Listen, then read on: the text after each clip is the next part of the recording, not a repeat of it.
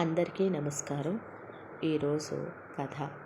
అప్పుడే ఆఫీసు నుంచి ఇంటికి వచ్చిన కూతుర్ని రారా లోపలికి రావే అని తల్లి పిలిస్తే ఇక్కడ దాకా వచ్చిందాన్ని లోపలికి రానా మమ్మీ అని వస్తూ కొన్ని కవర్లు చేత పట్టుకొని వచ్చింది కూతురు.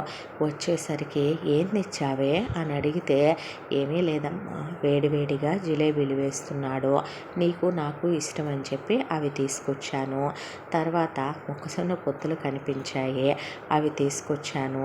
దానికి తోడు నువ్వు కొన్ని సరుకులు కావాలని అడిగావుగా, అవి కూడా తెచ్చానంటే మర్చిపోతావేమో వాట్సాప్ చేద్దాం అనుకున్నానమ్మా, తెచ్చావా అంటే తీసుకొచ్చానులే మమ్మీ అనేసరికి వాటన్నిటినీ అక్కడ పెట్టేసి అమ్మ చచ్చేంత ఆకలేస్తుంది, తినడానికి ఏమైనా పెట్టవో అనేసరికి అయ్యో నా తల్లి 5 నిమిషాల్లో తీసుకొస్తానమ్మా, లేచి కాస్త చేతులు కడుక్కోవే అనేసరికి హ్యాండ్ వాష్తో చేతులు కడుక్కుని అలా కూర్చునేసరికి కూతురు కోసం ఈరోజు బాదం పాలు చేశానే, వేడివేడిగా ఉన్నాయి, బయట చల్లగా ఉందిగా, బాదం పాలు తాగు, ఈగొమ్మ బజ్జీలు వేశానే నీకు ఇష్టంగా ఆలు బజ్జీ అని అప్పటికప్పుడు వాయి వేసుకొని తెచ్చింది తల్లి కృష్ణవేణి. కూతురు దేవి ఆవురావురమంటూ ఆ ఆలు బజ్జీ తినేసి ఆ తర్వాత ఇక ఆ బాదం పాలు ఎంజాయ్ చేస్తూ ఎమ్మీగా ఉన్నాయి మమ్మీ, నీ చేతిలో ఏదో మ్యాజిక్ ఉంది అనుకుంటూ తాగేసిన తర్వాత అమ్మయ్య అని అలా కూర్చుంటే అలసిపోయావా నా తల్లి అని ఉండమ్మా అని గబగబా ఆవిడ వెళ్ళి కొంచెం నూనె వేడి చేసి తీసుకొచ్చి కూతురు వెనకాల జుట్టుకున్న క్లిప్ తీసి పక్కన పడేసి కూతురు తలకి నూనె పట్టిస్తూ ఆవిడ నీకో విషయం తెలుసా దేవి అంటే ఏంటి మమ్మీ, మన పక్క విల్లాలోకి ఒక ఫ్యామిలీ వచ్చారే అంటే ఆహా అన్న తర్వాత వాళ్ళు తెలుగే మాట్లాడుకుంటున్నారు లోపల నేను విన్నానమ్మా అన్న తర్వాత మనకి వాళ్ళకి గోడే కదే అడ్డం అనేసరికి మమ్మీ ఏదో లేవే తెలుగు వాళ్ళవన్న అభిమానంతో ఇక వాళ్ళు ముగ్గురే వచ్చినట్టున్నారు, బహుశా అమ్మ నాన్న అనుకుంటా ఒక అబ్బాయి కూడా వచ్చాడమ్మా, అటు ఇటుగా ఓ 30 ఉండొచ్చు అనుకుంటున్నాను అబ్బాయికి. అబ్బాయి చూడటానికి చాలా అందంగా ఉన్నాడు, వాళ్ళ కొడుకేననుకుంటా, అదిరా ఇదిరా అని మాట్లాడుతున్నారమ్మా విన్నానే, సామాన్ అవి కూడా తెచ్చుకున్నారు, సర్దుకుంటున్నట్టున్నారమ్మా లోపల అంటే మనకెందుకు మమ్మీ, అది కాదు లేవే, మనం ఈ దిక్కుమాల కాలనీలోకి వచ్చి 2 సంవత్సరాలైందే, సొంత ఇల్లు కొనమ్మా అని కంగారు పెట్టానా, మనమేమో ఊరి మధ్యలో ఉంటే పొల్యూషన్ అని, ఇదిగో ఈ ఊరి చివర ఇక్కడ డెవలప్ అవుతున్న కాలనీ అని చాలా లగ్జరీయస్గా ఉందని, అన్ని ఫెసిలిటీస్ ఉన్నాయని ఆ రోజు ఆ దరిద్రపు వెధవ వెంచరేసిన సచ్చినోడు చెప్పాడని ఇక్కడ దాకా వచ్చాము. వచ్చేసరికి నాకేమో పిచ్చిగా నచ్చేసింది ఇది, ఈ ఇల్లు సగం వుడ్తో కట్టే సగం డాబాలా వేసి నాకేంటో ఈ చుట్టూ ఉన్న గార్డెన్కి కట్టుబడిపోయిందే నా మనసు, దాంతో నువ్వు నా మాట కాదనలేక కొంటమైతే కొన్నావా. ఈ ఎంత కాలనీలో ఆ దరిద్ర పెదవి కట్టిన విల్లాల్లో జనాలు ఉండేదే మనం ఒకళ్ళు, ఎక్కడో కాలనీకి ఈ చివరనైతే ఆ చివరన ఎవరో 2 ఫ్యామిలీలు కొనుక్కొని వచ్చారు, అంతకుమించి మధ్యలో బావురుమంటూ అన్ని విల్లాలు దెయ్యాల కొంపల్లా ఖాళీగా ఉంటాయి. నువ్వు ఇంకా నయం 5ంటికే వస్తావు కాబట్టి ఏదో తలుపులన్నీ మూసేసుకొని కాస్త ఆ సెక్యూరిటీ వెధవలు ఉన్నారులే టెన్షన్ లేదు అని అటు ఇటు తిరుగుతూ ఉంటారు, సీసీ కెమెరాలు ఉన్నాయనే భయం లేదు కాబట్టి మన ఇద్దరమే అయినా ఇలా ఉంటున్నాం కానీ లేకపోతే భయం కాదటే, పక్కింట్లోకి వచ్చారనేసరికి ప్రాణం ఆగలేదే. అది కాక ఈ ఊరు కాని ఊరు భాష కాని భాష ఇక్కడికి వచ్చిన తర్వాత 2 ఏళ్ల తర్వాత ఆ తెలుగు మాట వింటాం, అదేంటి అమ్మగారు నేను తెలుగు మాట్లాడట్లా అంది పనమ్మాయి. సరే లేవే పాపం ఇది పొట్ట చేత పట్టుకొని నేను మొగుడిని తీసుకొని ఇక్కడికి వచ్చిన తర్వాత ఏదో పాపం ఈ కాలనీలో దీని మొగుడికి వాచ్మెన్ ఉద్యోగం దొరికి ఇది ఇలా ఆ ఉన్న 2 పోర్షన్లో మన ఇంట్లో పని చేసుకుంటా ఎలాగో వీళ్ళని బట్టి మనం మన బట్టి వీళ్ళు బతికేసుకుంటూ వస్తున్నాము అన్న తర్వాత నవ్వేసి తెలుగు వాళ్ళు ఎక్కడ లేరమ్మా చెప్పు, వరల్డ్ వైడ్గా ప్రతి చోట ఉన్నారు తెలుగు వాళ్ళు, కాకపోతే కొంతమంది తెలుగు వచ్చని కూడా చెప్పుకోవట్లేదు అంతే అన్న తర్వాత వీళ్ళు చెప్పరంటావా మమ్మీ, నువ్వే పరిచయాలు కలుపుకోవద్దు చెప్తున్నాను నేను, ఎవరు ఎలాంటి వాళ్ళు మనకు తెలియదమ్మా. తర్వాత డీప్గా లోతుల్లోకి వెళ్తే మనం వాళ్ళ పర్సనల్స్ అడగాలనుకుంటే ప్రతి ఒక్కళ్ళు మన పర్సనల్స్ మీద ఇంట్రెస్టులు చూపిస్తారు. మనం ఎవరికి మన పర్సనల్స్ షేర్ చేసే సిచ్యువేషన్లోనూ లేము. అనవసరమైన క్యూరియాసిటీకి వెళ్ళి ఒకళ్ళ గురించి తెలుసుకోవాల్సిన అవసరము మనకి లేదు అనేసింది దేవి. అనేసరికి సర్లే అంటే మంచి మాట చెప్పారు అమ్మాయి గారు. ఇందాక నుంచి అమ్మగారికి అసలు ఆత్రం ఆగట్లేదండి బాబు. వాళ్ళు వచ్చిన దగ్గర నుంచే ఆ పెద్ద ఆవిడ ఏ చీర కట్టిందంటావు, ఆ పెద్ద ఆయన ఆవిడ మొగుడంటావా, కారు ఉంది వీళ్ళకి, వాళ్ళకి బండి ఉంది, వాళ్ళకి ఆ సామాను ఉన్నాయి ఈ సామాను ఉన్నాయి అని తొంగి చూస్తానే ఉన్నారమ్మా, పైకి కిందకి తిరుగుతాను అనేసరికి మమ్మీ కాదే, మనకి వాళ్ళకి పైన ఎంతని గ్యాపు, జస్ట్ నా చెయ్యంత గ్యాప్ లేదు. ఏమ్మా దూకుతావా ఇటు నుంచి అటు? ఆహా కాదు లేవే, ఏదో ఊరికే అన్నానులే, పక్క పక్క అంటించి పెట్టి కట్టిన గ్రూప్ ఆఫ్ హౌసెస్ విల్లాలు అతుక్కొని ఉండక ఎలా ఉంటాయి మమ్మీ, ఈ విషయం వదిలేయమంటున్నా నేను నిన్ను అన్న తర్వాత సర్లే అనేసరికి వంట చేయి, ఈరోజు నాకు చికెన్ కర్రీ తినాలని ఉంది. అలాగే నాకేం చెప్పావు నువ్వు నిన్న, ఫిష్ ఫ్రైకి మ్యారినేట్ చేసి పెట్టానన్నావా లేదా, రసం పెట్టు, వెళ్ళు, నువ్వు ఖాళీగా ఉండకూడదులే కానీ అనేసరికి సరేలేవే అని వంటగదిలోకి వెళ్ళింది కృష్ణవేణి. ఆ తర్వాత పనమ్మాయిని నువ్వు పని చేసుకున్న తర్వాత పిల్లల కోసం ఇది తీసుకొచ్చాను, వచ్చే దారిలో తీసుకెళ్ళి పిల్లలకంటే థ్యాంక్స్ అమ్మాయి గారు అన్నాక ఇక నేను ఫ్రెష్ అవ్వాలని దేవి పైకి వచ్చింది. వచ్చిన తర్వాత దేవి అలా పైన టాప్ తీసింది. టాప్ తీసేసరికి అరెరే బాల్కనీకి ఉన్న కట్టెను వేయలేదే నేను, ఇప్పుడు ఇదివరకిట్లాగా అది ఖాళీ ఇల్లు కాదు కదూ, ఎవరో వచ్చారని చెప్పింది కాదు మమ్మీ అని. ఆ అమ్మాయి కట్టెను వేయటానికని వస్తే ఎవరో ఒక అబ్బాయి చూడటానికి చాలా అందంగా ఉన్నాడు. Height weight personality, night dress వేసుకుని ఉన్నాడు. ఆ అబ్బాయి స్మోకు ఆపకుండా సిగరెట్ అమ్మటి సిగరెట్టు బీభత్సంగా తాగుతున్నాడు. తాగుతుంటే ఆ అమ్మాయి అలా నిలబడి ఆపాదమస్తకం చూసేసరికి అతను ఆలోచనలో మునిగిపోయి ఉన్నాడు. పైన పెట్టికోట్ ఉంది. దాంతో ఆ అమ్మాయి కట్టెన్నే సర్మని ఇలా లాగేసరికి అతను ఉలిక్కిపడి అలా చూసి కట్టెను లాగారా, నన్ను చూసి వేశారా, నాకు వేసినట్టు అనిపించిందా అనుకునే అతను ఏంటో అని కిందకి దిగి వెళ్ళిపోయాడు. చూశాడా, ఏమన్నా ఆక్వర్డ్గా ఫీల్ అయ్యాడా నేను చూశానని?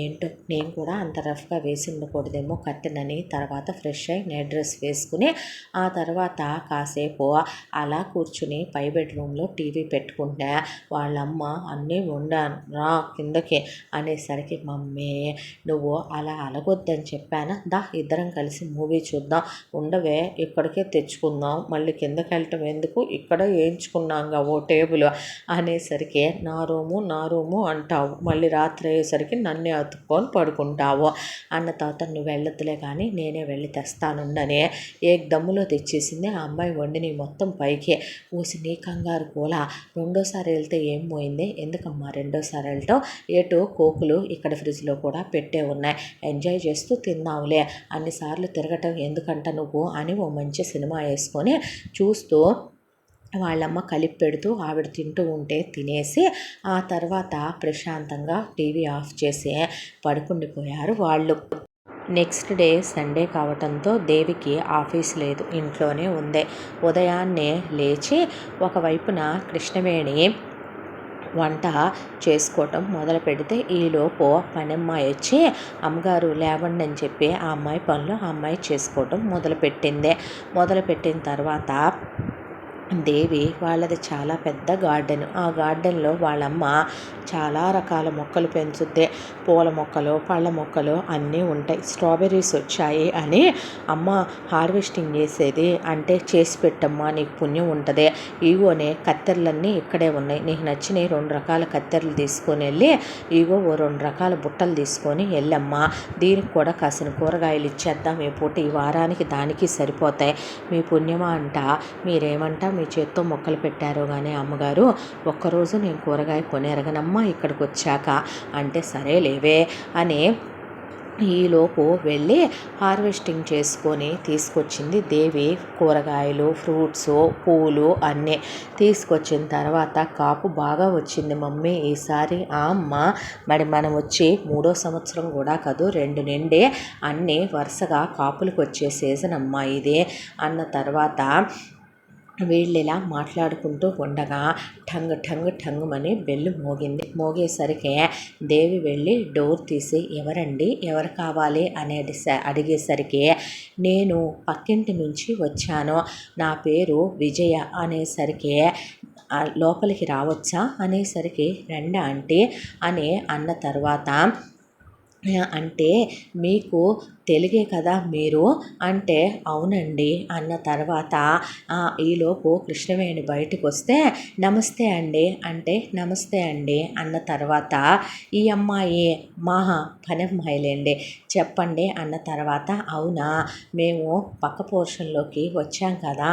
నిన్ననే వచ్చామండి వచ్చి మేము మా ఇల్లంతా క్లీన్ చేయించుకొని నిన్నంతా సామాన్లు పెట్టుకోవటమే సరిపోయింది, మేము నిన్నంతా పొయ్యి ఏమీ వెలిగించలేదు, దాంతో ఈరోజు పాలు పొంగించుకుందాం అనుకుంటున్నాము, ఈవినింగ్ ముహూర్తం పెట్టాడు పంతులు గారు, దాంతోనే మా వారు ఎవరినైనా పిలుద్దాం కదా నలుగురిని అంటే ఇక్కడ ఎవ్వరూ మనుషులే లేరు, ఆ చివరి ఎవరో 2 విల్లాల్లో ఉంటారంట, వాళ్ళదే ఒకళ్ళదేమో ఎవరో బ్యాచిలర్స్ ఉంటున్నారంట, ఒకళ్ళే ఇక్కడ ఉండే భాషలో మాట్లాడే ఫ్యామిలీ, వాళ్ళ భాష మాకు రాదు, మా భాష వాళ్ళకి రాదు, మీ ఇంటికి తెలుగు పేపర్ రావటం చూశానండి, అదే కాక మీరు తెలుగే మాట్లాడటం విన్నాను, అందుకని తెలుగు వాళ్ళం అనే అభిమానంతో పిలుద్దామని వచ్చానండి అని బొట్టు పెట్టబోతే అమ్మాయికి పెట్టండి అన్న తర్వాత అలాగేనని దేవికి బొట్టు పెట్టి మీరు తప్పకుండా రావాలి, మా ఇంట్లో పాలు పొంగించుకుంటున్నాము అన్న తర్వాత పర్లేదా ఆంటీ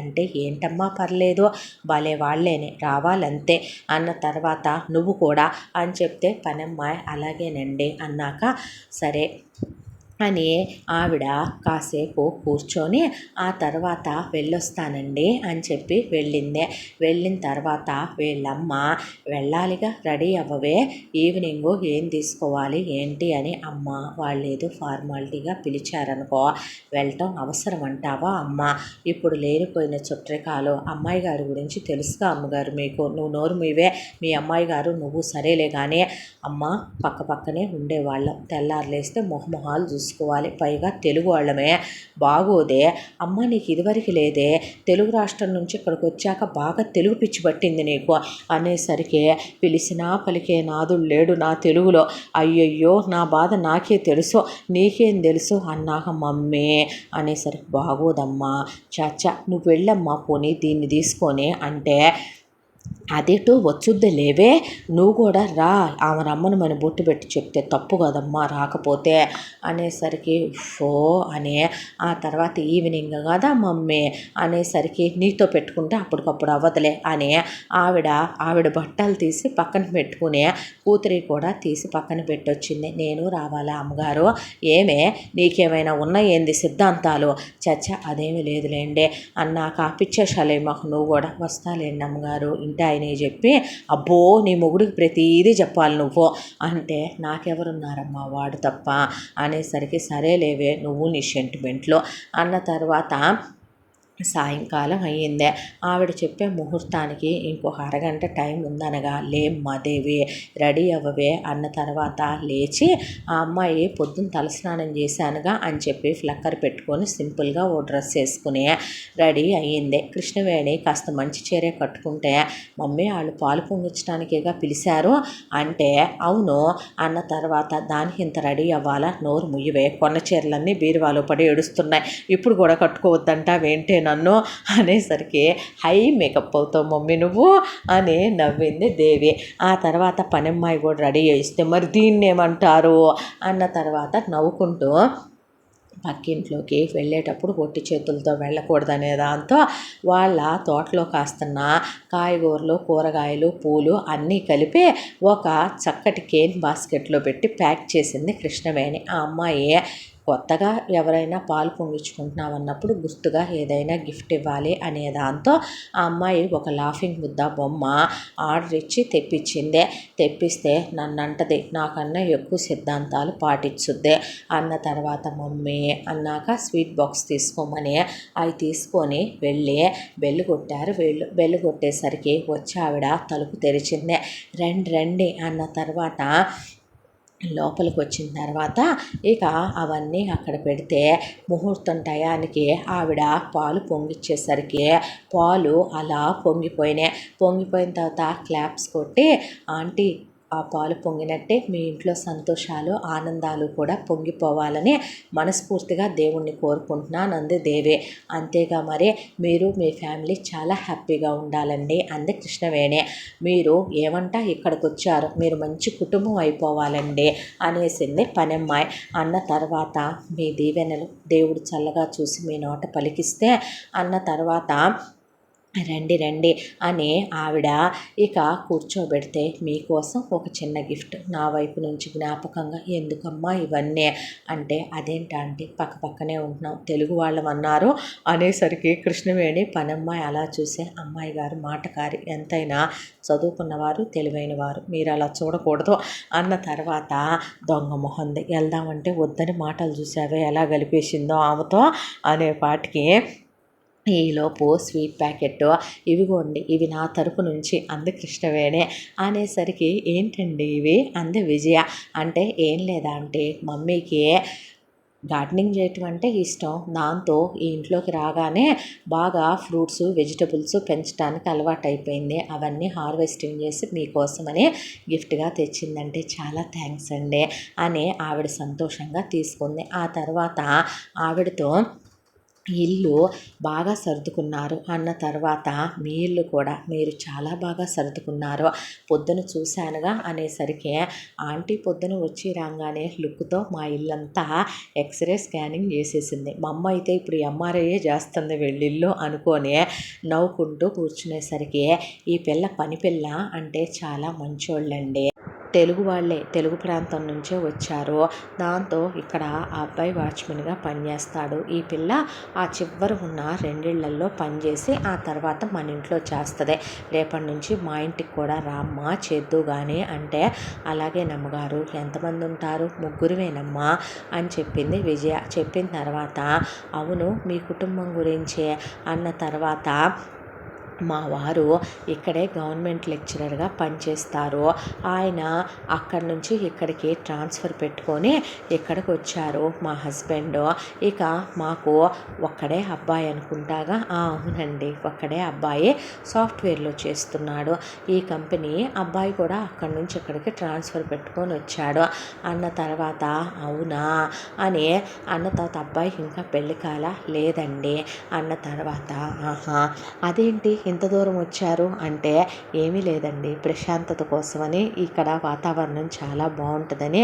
అవునా రెంట్కి తీసుకున్నారా, అబ్బే అద్దెంట్లో పాలు ఎందుకు పొంగిస్తామండి, కొంతమంది అతి చేసి అద్దెళ్లలో కూడా పాలు పొంగించుకుంటారుగా అందుకే అడిగానులే అంటే, చాచా అద్దిల్లు మన ఇల్లు ఎలా అవుద్దండి, ఇల్లుగల్లోళ్ళు ఇల్లు అవుద్ది కానీ కొనుక్కున్నామండి మేము, మాది కూడా సొంతిల్లే అంది కృష్ణవేణి. అందుకేగా పూల మొక్కలు పళ్ళ మొక్కలు వేసి పెంచుతున్నట్టున్నారు అంది విజయ.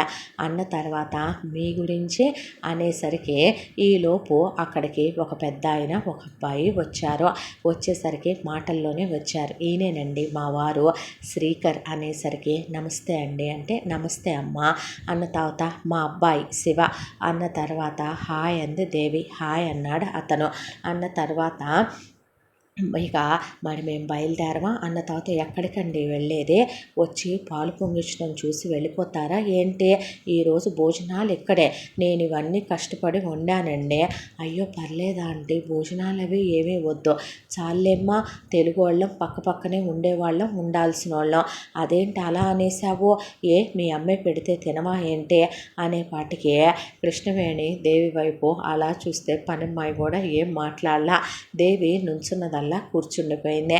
కూర్చున్న తర్వాత ముందు పనమ్మాయికి, ఇట్రా నువ్వు అని ఆవిడ చెప్పండి అమ్మా అంటే, ఆలస్యం అయిపోతుందిలే కానీ నువ్వు ఒక్కదానివే తింటే ఇంటి దగ్గర నీకు చిన్నపిల్లలు ఉన్నట్టున్నారు, నీ భర్త ఉన్నట్టున్నాడు కదా, ముందు ఇవన్నీ తీసుకొని నువ్వు వెళ్ళమ్మా, వెళ్ళి ఇంట్లో అందరూ కలిసి తినండి, కొత్తగా పాలు పొంగించుకొని ఇంట్లోకి వచ్చాం కదా, నేను ఎవరైనా ఒక ముత్తైదుకి బట్టలు పెట్టాలనుకున్నాను, ఒక కుటుంబానికే పెడుతున్నాను, నీకు నీ భర్తకి నీ పిల్లల సైజులు నాకు తెలియదు కొనుక్కోమ్మా అని చెప్పి ఇచ్చి ఆవిడ ఒక స్వీట్ బాక్సును బట్టలు పనమ్మాయికి పెట్టి ఫుడ్ అది పెట్టించింది. ఎవ్వరూ తినకముందే.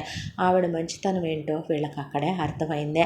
చాలా థ్యాంక్స్ అమ్మగారు అంటే, రేపటి నుంచి నేను ఎటు ఆ బ్యాచిలర్స్ దగ్గర మానేద్దామని అనుకుంటున్నానమ్మా, మన ఇంటికి పొద్దున్నే వచ్చేస్తాను అంటే, పొద్దున్నే ఏమక్కర్లేదు, నువ్వు 10ంటికల్లా రా చాలు, అమ్మగారింటికి కూడా అంతేనమ్మా 12ంటికల్లా వస్తాను, ఇక్కడ చేసుకొని అక్కడికి వెళుదువుగానిలే అంది విజయ. సరేనని పనమ్మాయి వెళ్ళిపోయింది. ఆ తర్వాత రండి భోంచేద్దామని టేబుల్ మీద కూర్చునేసరికి అడగొచ్చో అడగకూడదో ఇందాకడి నుంచి ఒక చిన్న కినుక. అంటే ఏంటండి అంది కృష్ణవేణి. అంటే ఏమీ లేదు, అంటే ఇప్పుడు పెళ్ళైన వాళ్ళు కూడా, నేను కూడా వేసుకోనులేండి, ఒక్కోసారి గొలుసు నెక్లెస్సే పెట్టుకుంటాను, వారు ఉన్నారా లేకపోతే వేరే ఎక్కడైనా ఉన్నారా, ఏ అబ్రాడు ఏదైనా జరిగి ఉన్నారా అంటే, చెప్పకపోవటం ఎందుకు, ఆయన లేరండి పోయారు అన్న తర్వాత, ఎప్పుడు పాప 10 ఏళ్ల వయసు ఉన్నప్పుడే అనేసరికి, అవునా అన్న తర్వాత, అవునండి అన్న తర్వాత, అమ్మాయి ఇక్కడే జాబ్ చేస్తోంది, అమ్మాయి కూడా ఆహా అన్నాక, అమ్మ ఇల్లు కొని ఎన్నాళ్ళైంది అన్నాడు ఆయన.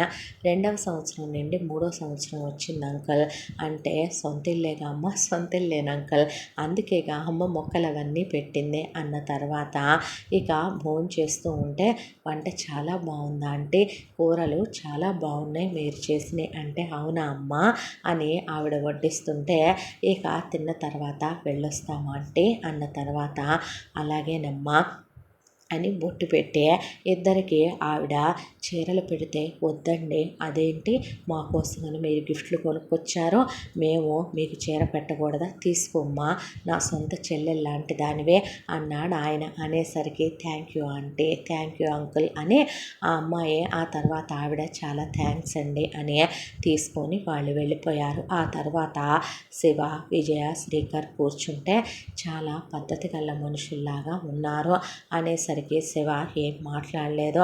అంతా దాంట్లో వాళ్ళు ఏదో తెచ్చినట్టున్నారు అనేసరికి, బాక్స్ నిండా ఓపెన్ చేస్తే స్వీట్స్ ఉన్నాయి.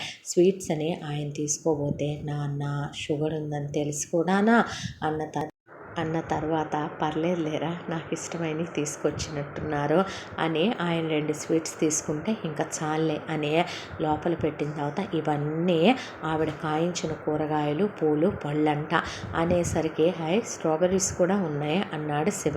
అనేసరికి, తీసుకొని ఆయన తిననేపాటికి 2 కాయలు కడిగి నోట్లో వేసుకుని, చాలా స్వీట్గా ఉన్నాయి మమ్మీ అని ఆవిడ నోట్లో కూడా ఒకటి పెట్టాడు. పెట్టిన తర్వాత, ఇదేంటమ్మా ఏదో గిఫ్ట్ అందయ్యా నేను చూడలేదు అనేసరికి, ఓపెన్ చేస్తే లాఫింగ్ బుద్ధ చాలా పెద్దది, చాలా అందంగా ఉంది, లాఫింగ్ బుద్ధ కొనుక్కోకూడదు అంటారు కదరా, అందుకే కొని తీసుకొచ్చి ఇచ్చినట్టుంది గిఫ్ట్గా, కనపడేలాగా పెట్టు గుమ్మానికి ఎదురుగా నాయన అనేపాటికి, కనపడేలాగా గుమ్మానికి ఎదురుగా షోకేస్లో పెట్టే, నైస్ సెలెక్షన్, చాలా బాగుంది కదా డాడీ అంటే, అవును చాలా బాగుంది ఆ అమ్మాయిలాగే అన్న తర్వాత, సరే నేను పైకి వెళ్తాను అని వెళ్ళిపోయాడు.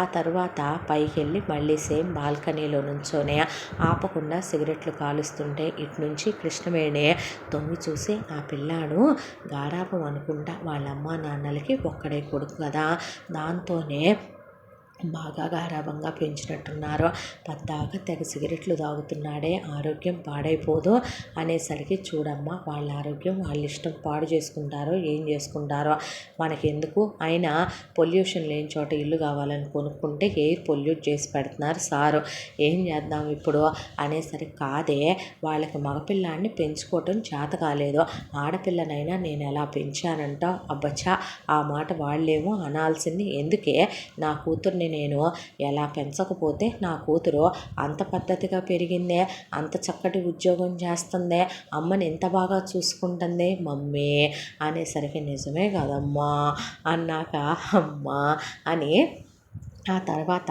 ఆ అమ్మాయి కూడా అటువైపు తొంగి చూస్తే, సిగరెట్ ఎమ్మటి సిగరెట్టు, సిగరెట్ ఎమ్మటి సిగరెట్టు తాగుతూనే ఉన్నాడు శివ. తాగిన తర్వాత కాసేపటికి లోపలికి వెళ్ళిపోయాడు. అయిపోయిందిలే ఈ రోజుకి, ఇంకా రమ్మనమని పడుకుండిపోయారు.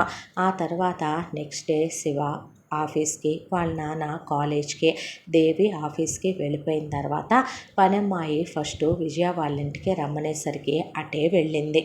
ఇటు నుంచి కృష్ణవేణి ప్రాణం కొట్టుకుంటుంది. పక్కన తెలుగు వాళ్ళు ఉన్నారు, పరిచయం పెంచుకుందాం, కూతురు వెళ్ళాక ఏం తోచట్లేదు, కాసేపు మాట్లాడదాం అనుకుంటే వెళ్ళేటప్పుడు దేవి నువ్వు ఫ్రెండ్షిప్లు కలపటాలు, వాళ్ళ ఇళ్లలోకి వెళ్ళి కూర్చోటాలు, పర్సనల్స్లో వాళ్ళు మన వాటిల్లో నువ్వు వాళ్ళ వాటిలో ఇన్వాల్వ్ అయితే ఊరుకోనని వెళ్ళబోయిన మనిషి కూడా ఆగిపోయి వంట చేసుకుంటూ కూర్చునేసరికి ఈలోపు అటు వెళ్ళిన పనమ్మాయి పని చేసేసిన తర్వాత విజయే అటు అబ్బాయి వెళ్ళిపోయాడు, వారు వెళ్ళిపోయారు అని చెప్పి వండిన కూరలు ఓ 4 బాక్సుల్లో పనమ్మాయికి పెట్టించి 4 బాక్సుల్లో ఆవిడ పెట్టుకొని ఓ చిన్న బాస్కెట్లో సర్దుకుని ఎక్కడికి వెళ్తున్నావు ఇప్పుడు నువ్వు? కృష్ణవేణి అమ్మగారింటికి వెళ్తున్నానమ్మా, పద నేను వస్తాను అని పని చేయించేసి ఇంటికి తాళాలేసి ఆ తాళాలు కూడా బాస్కెట్లో పడేసుకొని ఆవిడ కృష్ణవేణి వాళ్ళ ఇంటి దగ్గరికి వచ్చింది. వచ్చేపాటికి రావచ్చండి, బిజీగా ఉన్నారా అంటే అయ్యో నేనేం చేస్తాను బిజీగా ఉండటానికి అని కృష్ణవేణి అనేసరికి రండి అని విజయని కూర్చోబెట్టి ఏం చేస్తున్నారు? ఏముందండి వంట చేసుకుంటాను, నాకు వంట చేయటం హాబీ అని మా అమ్మాయి రోజంతా అయ్యే చేసుకోమంటుంది అనేసరికి పనమ్మాయి పక్కన నవ్వే ఎందుకే నవ్వుతావో, ఏం లేదులేండి అమ్మా అని వెళ్ళి పని చేసుకోపో అనేసరికి వెళ్ళి పని చేసుకోవటం మొదలు పెడితే కృష్ణవేణి 2 గ్లాసుల్లో జ్యూస్ తీసుకొచ్చి ఆవిడకు ఒక గ్లాస్ ఇచ్చి కూర్చున్న తర్వాత ఇంతకీ నిన్న అసలు మాట్లాడుకోవటమే కుదరలేదు కదండి అన్న తర్వాత మీరు చెప్పండి మీ గురించి అంది కృష్ణవేణి. విజయ మా అత్తగారు మామగారు చాలా మంచి వాళ్ళండి, ఆయనది నాది అరేంజ్డ్ మ్యారేజే. ఇక ఆ తర్వాత ఓ పెళ్ళిలో ఆయన చూశారులేండి, నేను నచ్చాను అన్నారంట. వాళ్ళ అమ్మ నాన్నలు వచ్చి సంబంధం అడిగారు, పెళ్ళైపోయింది మా ఇద్దరిది, ఆయన లెక్చరర్గా వర్క్ చేస్తారు, అందమైన ఆనందమైన జీవితం, పిల్లాడు నేను ఆయన, అత్తయ్య మామయ్య ఉన్నన్నాళ్ళు చాలా సంతోషంగా చూసుకున్నారు నన్ను, మా చేతుల మీదుగానే వాళ్ళు కాలం చేశారు, మా అమ్మ నాన్నలు ఇంకా ముందే పోయారు, ఆ తర్వాత ఇక బాబు మేము ఇలా మిగిలిపోయాము అంది ఆవిడ. అన్న తర్వాత అవునా మరి మీ గురించి అని అడిగితే నాదేమీ అందమైన జీవితం కాదండి, మా అమ్మ నాన్నలకి నేను భారమైన కూతుర్ని, మగపిల్లలంటే ఇష్టం, ఆడపిల్లలు నచ్చరు, పాపం చేసుకొని పుట్టాను నేను, వాళ్ళకి వదిలిచ్చేసుకోవాలనే దాంతో వ్యసనపరుడైన మా ఆయనకిచ్చి నన్ను వాళ్ళు కట్నం వద్దన్నారనే దాంతో చేతులు దులిపేసుకున్నాడు మా నాన్న ఇచ్చి చేసే. ఆ తర్వాత అత్తగారి ఆరళ్ళు, మామగారి తెప్పి పొడుపులు, ఆడపడుచులు పెట్టే హింసలు అన్నీ పడ్డాను. ఇక ఒక్కొక్క క్షణం చద్దామనుకునే క్షణంలో పిల్ల కడుపున పడింది. ఆ తర్వాత పిల్ల పుట్టాక తినదనగండం 100 ఏళ్ళ ఆయుష్, ప్రత్యక్ష నరకం అనుభవిస్తూ ఉండగా పిల్లకి 5 ఏళ్ల వయసు వచ్చినప్పుడు మా అత్తయ్య మామయ్య ఒక రోడ్డు యాక్సిడెంట్లో చచ్చారు. పీడా పోయిందిలే అనుకున్నాను. ఆ తర్వాత ఆడపడుచులు మొదలయ్యారు నన్ను చెండుకు తినటానికి. ఆ తర్వాత అసలు మన బంగారం మంచిదైతే ఒకళ్ళని అనాల్సిన పనే ఉంది చెప్పండి. ఈలోపు పిల్ల 5వ తరగతికి వచ్చి 10 ఏళ్ల వయసులో ఉన్నప్పుడు తప్పతాగి వాళ్ళ నాన్నకి అన్ని రకాల చెడు తిరుగుళ్ళు ఉన్నాయి, సావగొట్టేవాడు నన్ను. అలా వెళ్ళి తాగి వస్తూ ఉండగా లారీ గుద్దేసింది, పోయిన తర్వాత చేసేది గవర్నమెంట్ ఉద్యోగం ఏమీ కాదు, మాకేమంత బెనిఫిట్స్ ఏమీ రాలేదండి, ప్రైవేటు ఉద్యోగమే, కాకపోతే 4 రాళ్ళు ఎల్ఐసి డబ్బులు వచ్చినాయి.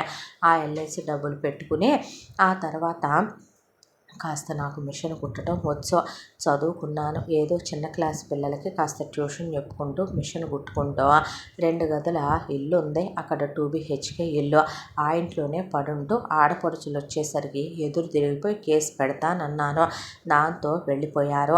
ఆ ఇంట్లోనే ఉంటూ ఉంది 2 పోర్షన్లే కాబట్టి ఇల్లు, అందులో ఒక గదిలో మేము సర్దేసుకొని హాల్లో సగానికి గోడ కట్టించి ఇంకో పోర్షన్లా చేయించి అది అద్దెకి ఇచ్చేసాను. ఆ అద్దె పెట్టుకొని ఒకవైపున ఆ ఎల్ఐసి డబ్బుల మీద వచ్చే వడ్డీ వాడుకుంటూ నేను మిషన్ కుట్టు ట్యూషన్ చెప్తూ నేనే కదా పిల్లని పెంచుకొచ్చేసాను, పిల్లని బాగా చదివించుకొచ్చాను. ఆ తర్వాత పిల్ల గవర్నమెంట్ ఎగ్జామ్కి రాసింది. అమ్మాయి గవర్నమెంట్ ఉద్యోగమా చేసేది? అవునండి గవర్నమెంట్ ఉద్యోగమే. అమ్మాయికి అక్కడున్నప్పుడే పోస్టింగ్ వచ్చిన తర్వాత ప్రశాంతంగా ఉందామనే దాంతో మా అమ్మాయి చాలా దూరం ట్రాన్స్ఫర్ అడిగింది. ఇక్కడ చల్లటి ప్రదేశం, అందంగా ఉంటుంది కదా భాష, కానీ భాష అయినా కూడా అనేసరికి అవును మా అబ్బాయి కూడా ఇక్కడ చాలా ప్రశాంతంగా ఉంటుందని వెతికి వెతికి మమ్మల్ని ఇక్కడ దాకా తీసుకొచ్చాడు. అదేనండి, దాంతోనే ఇక్కడికి వచ్చాం. ఫస్ట్ అద్దెంట్లోనే దిగిన తర్వాత ఎప్పటినుంచో చుట్టూ ఖాళీ ఉండే సొంత ఇల్లు కొనుక్కోవాలన్నది నా కల.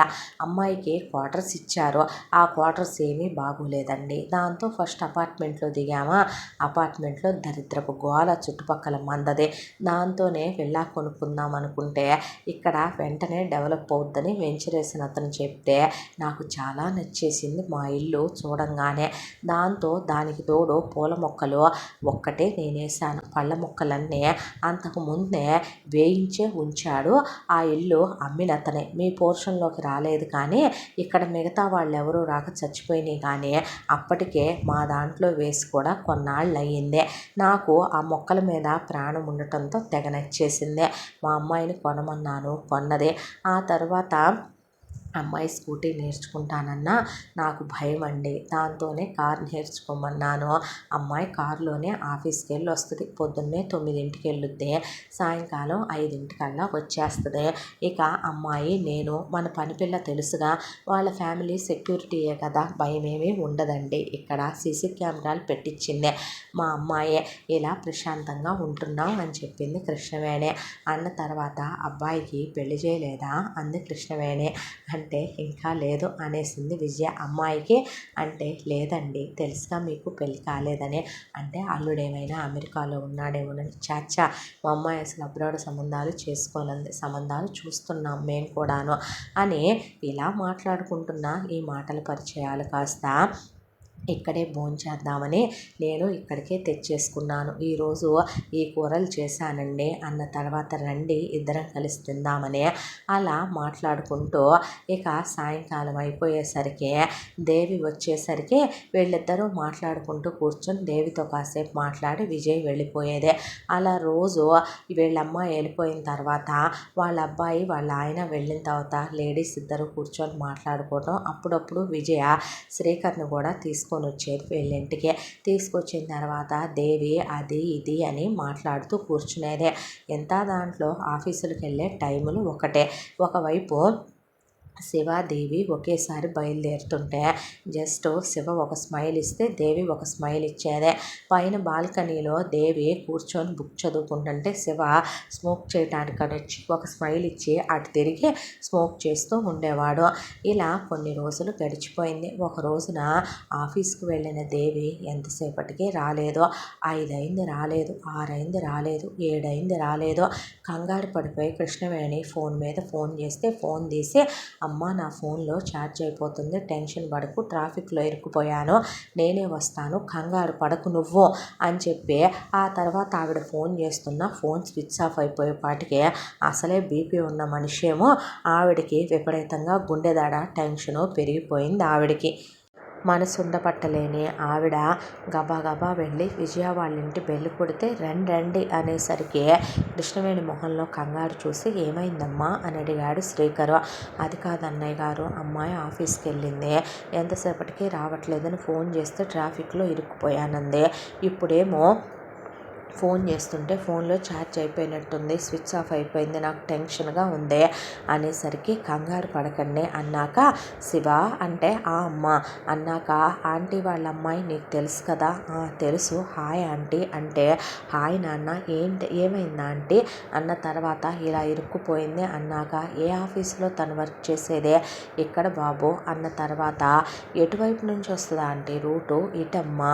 ఓ నాన్న నేను చుట్టూ తిరిగి వచ్చాము అందుకే మాకు తెలియలేదు అన్న తర్వాత కాస్త అదేంటో చూడరా అన్నాడు ఆయన. అనేసరికి సరే నేను వెళ్ళి తీసుకొస్తాను ఆంటీ, మీరు టెన్షన్ పడకండి అన్నాక బాబు జాగ్రత్త అమ్మా అంటే అలాగేనా ఆంటీ అని శివ కారు దిగిపోతే రే ట్రాఫిక్లో ఇరుక్కుపోయానని దేవి చెప్తే నువ్వు కారులో వెళ్తే నువ్వు గ్రిడ్ లాక్ అయిపోవు, బైక్ తీసుకెళ్ళిన ఆయన అన్నాడు ఆయన. అలాగేనని తాళాలు తీసుకొని బైక్ వేసుకొని అలా వెతుక్కుంటూ వెళ్ళేసరికి ఒక దగ్గర కొన్ని కిలోమీటర్లు ఆగిపోయింది ట్రాఫిక్. వెళ్ళి ట్రాఫిక్ పోలీస్ దగ్గర అతను ఇంగ్లీష్లో ఎప్పటికీ క్లియర్ అవుద్ది ఈ ట్రాఫిక్ అని అడిగితే 4 రోజులు పట్టొచ్చు. వాట్ అనేసరికి పెద్ద పెద్ద గొడవలు, ఇష్యూస్ జరుగుతున్నాయి. అవన్నీ క్లియర్ అయిందాక ఈ ట్రాఫిక్ ఇంతే. ఎక్కడి నుంచి ఉందో తెలుసా, ఎన్ని కిలోమీటర్ల నుంచి ఫామ్ అయిపోయిందో తెలుసా అనేపాటికి షిట్ అనుకుని ఆ తర్వాత తన బైక్ని అక్కడే పక్కన పార్క్ చేసి దేవి అక్కడే ఏమైనా ఇరుక్కుపోయిందా అని వెతుక్కుంటూ వెళ్తుంటే దేవి కార్ నెంబరు ఒక దగ్గర కనపడింది. కనపడేపాటికి అప్పటికే లోపల చెమటతో తడిచిపోయి ఊపిరాడక, పైగా అద్దాలన్నీ మూసేసుకొని కూర్చోవటమో ఏమో, ఒకవేళ ఫోన్ని చేత్తో కొడుతూ అలా ఇరుక్కుపోయి చెమట కారిపోతుంది దేవికి. దాంతో వెళ్ళి మిర్రర్ మీద తట్టాడు శివ. అద్దం దించి ఏంటండి ఇక్కడ ఇలా ఇరుక్కుపోయారో, వచ్చేటప్పుడు తెలియలేదండి, ఏంటో ఉన్నట్టుండే ఓ ట్రాఫిక్ గంటలో ఫామ్ అయిపోయిందండి ఇంత అనేసరికి ముందు మీరు బయటికి రండి, ఎలా రావాలో తెలియట్లేదు చూసారుగా వెహికల్స్ అనేసరికి మీరు కంగారు పడకండి అని వెనకాలన్న వెహికల్స్ వాళ్ళని కొంచెం సర్ది ఆ అబ్బాయి ముందు మెల్లగా మీరు బ్యాక్ సైడ్కి రండి అని బ్యాక్ డోర్ తీసిన తర్వాత కీస్ తీసుకొని రండి అన్న తర్వాత బ్యాక్ డోర్లో నుంచి ఆ అమ్మాయిని చాలా కష్టంగా దింపి ఆ తర్వాత డోర్ వేసి లాక్ చేసేసిన తర్వాత కారు తర్వాత తెచ్చుకుందామంటే ఇప్పుడు మనం ఎలా వెళ్ళాలి, ఇక్కడ నుంచి ఎంత దూరం నడిస్తే అక్కడ ట్రాఫిక్ పోలీస్ దగ్గర నా బండి పెట్టొచ్చాను, అక్కడి నుంచి వెళ్దాం పదండి, ఎలా వచ్చారో చుట్టూ తిరిగి వచ్చానండి అన్న తర్వాత 3 గంటల సేపు వచ్చారా, పర్లేదులేండి అన్న తర్వాత మీ అమ్మగారు కంగారు పడుతున్నారు, ఫోన్ ఏమైంది, ఛార్జ్ అయిపోయిందండి, కారులో పెడుతుంటేనేమో ఎక్కట్లేదు, దీనికి ఇప్పుడే ఏం పోయే రోగం వచ్చిందో అనేపాటికి సరే ఫోన్ తీసుకొని చెప్పండి కంగారు పడుతున్నారా ఆంటీ అనేసరికి ఫోన్ చేస్తే అమ్మ నేను సేఫ్గానే ఉన్నాను అనేసరికి అమ్మయ్య అని పోయిన ప్రాణం తిరిగి వచ్చినట్టుందన్నాక విజయ శ్రీకర్ ఫోన్ తీసుకొని అబ్బాయితో పాటు వచ్చేయమ్మ జాగ్రత్తగా అని చెప్పారు. అలాగే నన్నాక రండి వెళదామని ఆ అమ్మాయి అప్పటికే చెమట్లో ముద్దగా తడిచిపోయి నీరసం అయిపోయింది. బాగా డల్ అయినట్టున్నారుగా, టెన్షన్ పడ్డట్టున్నారు, అలసిపోయారా అనేసరికి ఊపిరి ఆగిపోతేమో అనుకున్నానండి, ఊపిరి ఆగలేదు అనేపాటికి అమ్మాయి వైపు చూస్తే బాధ అనిపించింది. చేయి పట్టుకొని ఆ అమ్మాయిని అక్కడ దాకా నడిపించుకెళ్ళేపాటికి మనిషి చాలా నీరసంగా ఉంది. దాంతో బండెక్కండి వెళదాం అనేసరికి ఆ అమ్మాయి అలాగేనని చెప్పి డబుల్స్ ఎక్కటానికి అని చెప్పి శివ భుజాల మీద చెయ్యేసి గట్టిగా నొక్కిపెట్టి ఎక్కానండి వెళ్దాం అనేపాటికి ఆ అమ్మాయి చేతి స్పర్శ తన భుజం మీద ఏదో తెలియని ఒక ఫీలింగ్. అప్పటిదాకా అసలు ఎన్ని రోజులుగా అమ్మాయిని తను గమనించిందే లేదో. ఆ అమ్మాయి భుజం మీద చెయ్యేసినప్పుడు ఆ అమ్మాయి అందమైన చేతులు, వేళ్ళకున్న నెయిల్ పాలిష్, ఉంగరాలు, చేతికున్న బ్రేస్లెట్, ఈ చేతికున్న వాచ్ అవే అందంగా ఉంటే సైడ్ మిర్రర్ తిప్పేపాటికి ఆ అమ్మాయి ముఖం ఇంకా అందంగా ఉంది. డబుల్స్ ఎక్కినప్పుడు ఆ అమ్మాయి అటు ఇటు కాళ్ళు పెడితే ఆ అమ్మాయి పాదాలు, నెయిల్ పాలిష్, ఆ అమ్మాయి కాలు మీద ఉన్న పుట్టుమచ్చ అవి చూస్తూ అలా బండి పోనిచ్చేసరికి కొంత దూరం వెళ్ళేసరికి శివ మీద వాలిపోయింది దేవి. దాంతో నీరసంగా ఉన్నారా అన్న తర్వాత కళ్ళు తిరుగుతున్నాయండి, అయ్యయ్యో అని చెప్పి అక్కడే పక్కనే వేడిగా ఫుడ్ ఏదో ప్రిపేర్ చేస్తుంటే మీరు బండి మీదే కూర్చోండి అని తను వెళ్ళి ఫుడ్ తీసుకొచ్చి ఆ అమ్మాయికి ఇస్తే నోరంతా కాలిపోయింది. ఫో అనే పాటికి అయ్యయ్యో అని ఆ అమ్మాయి నోట్లో ఫూ అని ఊదుతూ తనే స్పూన్తో ఆ అమ్మాయికి ఊది తినిపించడం మొదలుపెట్టాడు. ఆ తర్వాత ఆ అమ్మాయికి కోక్ ఒకటి ఇప్పించిన తర్వాత ఇంకా చాలు తినలేను అన్నాక ఆ అమ్మాయి సగం తిన్నదే, ఫుడ్ వేస్ట్ చేసే అలవాటు లేదు నాకని తను తినేసి ఆ అమ్మాయి తాగ్గా మిగిలిన కోకు తను తాగేశాడు. ఆ తర్వాత ఎక్కండి వెళదాం అనేసరికి అలసిపోయి నీరసంగా ఉందో ఏమో ఆ అబ్బాయి వైపు వెనకమాల హాయిగా అలా అనుకొని బండి మీద పడుకుండిపోయింది. దాంతో ఆ అబ్బాయిని పడిపోతారండి వెనకాల మీ మిస్సెస్ పడుకున్నారు అనేపాటికి మిస్సెస్ అనే మాట చాలా ఇదిగా అనిపించింది మనసుకే. ఏదో తెలియని పులకింత, ఏదో తెలియని ఒక కొత్త ఫీలింగు. దాంతో ఇలా కాదని చెప్పేసి ఆ అమ్మాయి చున్నీయే తీసుకొని ఆ అమ్మాయి మీద నుంచి తనకు వేసి కట్టుకున్నాడు. ఆ అమ్మాయి ఎక్కడ పడిపోద్దేమో అని. ఆ అమ్మాయి మాత్రం వెనకాల ముక్కేసి శివ వీపుకు రుద్దుతూ అలా పడుకుంటే పడిపోద్దేమోనని ఆ అమ్మాయి 2 చేతులు తన పొట్ట చుట్టూ వేయించుకుంటే గట్టిగా పట్టుకొని పడుకుండిపోయింది దేవి. పడుకుండిపోతే 3 గంటల తర్వాత ఇంటి దగ్గరికి చేర్చేపాటికి విజయ శ్రీకర్ చూసి ఈ క్షణమే మధుర క్షణమే అని మనసులో పాట పాడుకుంటూ ఎంత ముద్దుగా ఉన్నారో కదూ. మరేనండి అంటూ ఉండగా ఈలోగా కృష్ణవేణి పరిగెత్తుకుంటూ వచ్చి దేవి అనేసరికి ఏంటమ్మా పొద్దున్నే నిద్రలేపుతావు, పడుకోనివ్వవే అనేసరికి పోనీ కాసేపు పడుకోనివ్వండి, ఎక్కడా పడుకునేది అబ్బాయి వీపు మీద ఏంటండి అనేపాటికి పర్లేదండి మా అబ్బాయి బలంగానే ఉంటాడు, బాగానే పెడతానే, నేను జిమ్కి అది కూడా వెళ్ళొస్తాడే, మా వాడు మంచి కండలు తిరిగే 6 ప్యాక్ బాడీతో బాగానే ఉంటాడు, అమ్మాయిని మోయలేడా ఏంటి అనేపాటికి చాలే ఊరుకోండి మీరు మీ జోకులనే అన్నాక దేవి అనేసరికి ఎక్కడున్నావో చూడవే అనేసరికి అప్పుడు చూసి ఐఎమ్ రియల్లీ సారీ మీ మీద పడుకుండిపోయానా అంటే ఇట్స్ ఓకే అన్నాడు శివ. అన్న తర్వాత దిగబోయిందల్లా చున్నీ కట్టేపాటికి మళ్ళీ ఆ అబ్బాయి మీద పడిందే, ఇందాక పడిపోతానని చున్నీ కట్టాను అని చున్నీ తీస్తే చాలా థ్యాంక్స్ అన్న తర్వాత దిగిన తర్వాత అలసిపోయారా ఆంటీ, తినటానికి ఏమైనా పెట్టండి అన్నాక దానిలో మీరు పెట్టించారుగా, పెట్టించింది అరిగిపోయి ఉంటుందిగా అనేసరికి పదవే అన్నాక చాలా థ్యాంక్స్ బాబు, ఎందుకంటే మనకి అన్నిసార్లు థ్యాంక్స్లో మీ అమ్మాయి ఇందాకటి నుంచో 10 సార్లు చెప్పింది, మళ్ళీ మీరు చెప్తారు అనేసరికి ఆ అబ్బాయి లోపలికి వచ్చాడు. వచ్చేసరికి శివ అంటే అమ్మ అన్న తర్వాత అమ్మాయి మంచిదానిలో ఉంది కదూ, బాగుంది కదూ ఏమ్మా అనేసరికి ఏం మాట్లాడకుండా తల దించుకొని పైకి వెళ్ళిపోయాడు. ఆవిడ ఆయన కూర్చొని మాట్లాడుకుంటూ కూర్చున్నారు. ఈలోపు దేవిని వాళ్ళమ్మ ఈడ్చుకెళ్ళి ముందు స్నానం చేయవే అని స్నానం చేశాక ఇంత పళ్ళానికి అన్నం కలిపి కూరి పడేసిందే. కూరి పడేస్తే అమ్మ ఇంత పెట్టేస్తావా నాకు, అమ్మ బండదాన్ని అయిపోతానే నేను, నోరుమోయ్ అని దిష్టి తీసేసి ఆవిడ నువ్వు పద నేను వస్తాను ఇవన్నీ సర్దుకొని అన్న తర్వాత ఆవిడ పైకి వచ్చింది. వచ్చి రాగానే పాపం కూతురు కనపడకుండా చాలాసేపు ఉండేసరికి టెన్షన్ పడిపోయిందో ఏమో, ఆ అమ్మాయి నోట్లో ట్యాబ్లెట్ వేసేసరికి ఆవులింతలు వస్తుంటే వాళ్ళ అమ్మను పడుకోబెట్టి దుప్పటి కప్పింది. దేవికి అప్పటి వరకు శివ వీపు మీద పడుకోవటమో ఏమో కానీ నిద్ర పట్ల, దట్టు వాళ్ళమ్మ పీకల దాకా పెట్టేపాటికి కొంచెం ఫుడ్ ఎక్కువే తినేసేపాటికి నిద్ర రాలా. బాల్కనీలోకి వెళ్ళి అటు ఇటు తిరుగుదామనే లోపు ఎదురుగా శివ స్మోక్ చేస్తూ కనపడ్డాడు. కనపడేసరికి హాయ్ అందే. అనేసరికి హాయ్ అని నిద్రపోలే, ఇందాకే అంత నిద్ర వచ్చిందిగా నీకు అనేసరికి వచ్చి రాగానే ఎంత పెట్టిందో తెలుసా, దిష్టులు 10 రకాలు తీస్తుంది, ఎర్ర నీళ్ళు అంటది, ఒకవైపున నీళ్లల్లో ఎంట్రుకలేసి అంటది, ఎండుమిరపకాయలు అంటది, కర్పూరాలు అంటది, కోడిగుడ్లు అంటది, నిమ్మకాయలు అంటది, బాగా ఎక్స్పర్ట్ అయిపోయింది. ఎక్కడన్నా ఈ దిష్టులు తీసే ప్రోగ్రాం పెట్టిస్తే పోద్దేమో, ఒక్కతే కూతురంటే ఆ మాత్రం ప్రేమ ఉండదా, మీకు ఇలాగే చేస్తారా మీ మమ్మీ డాడీ అనేసరికి నవ్వేశాడు శివ.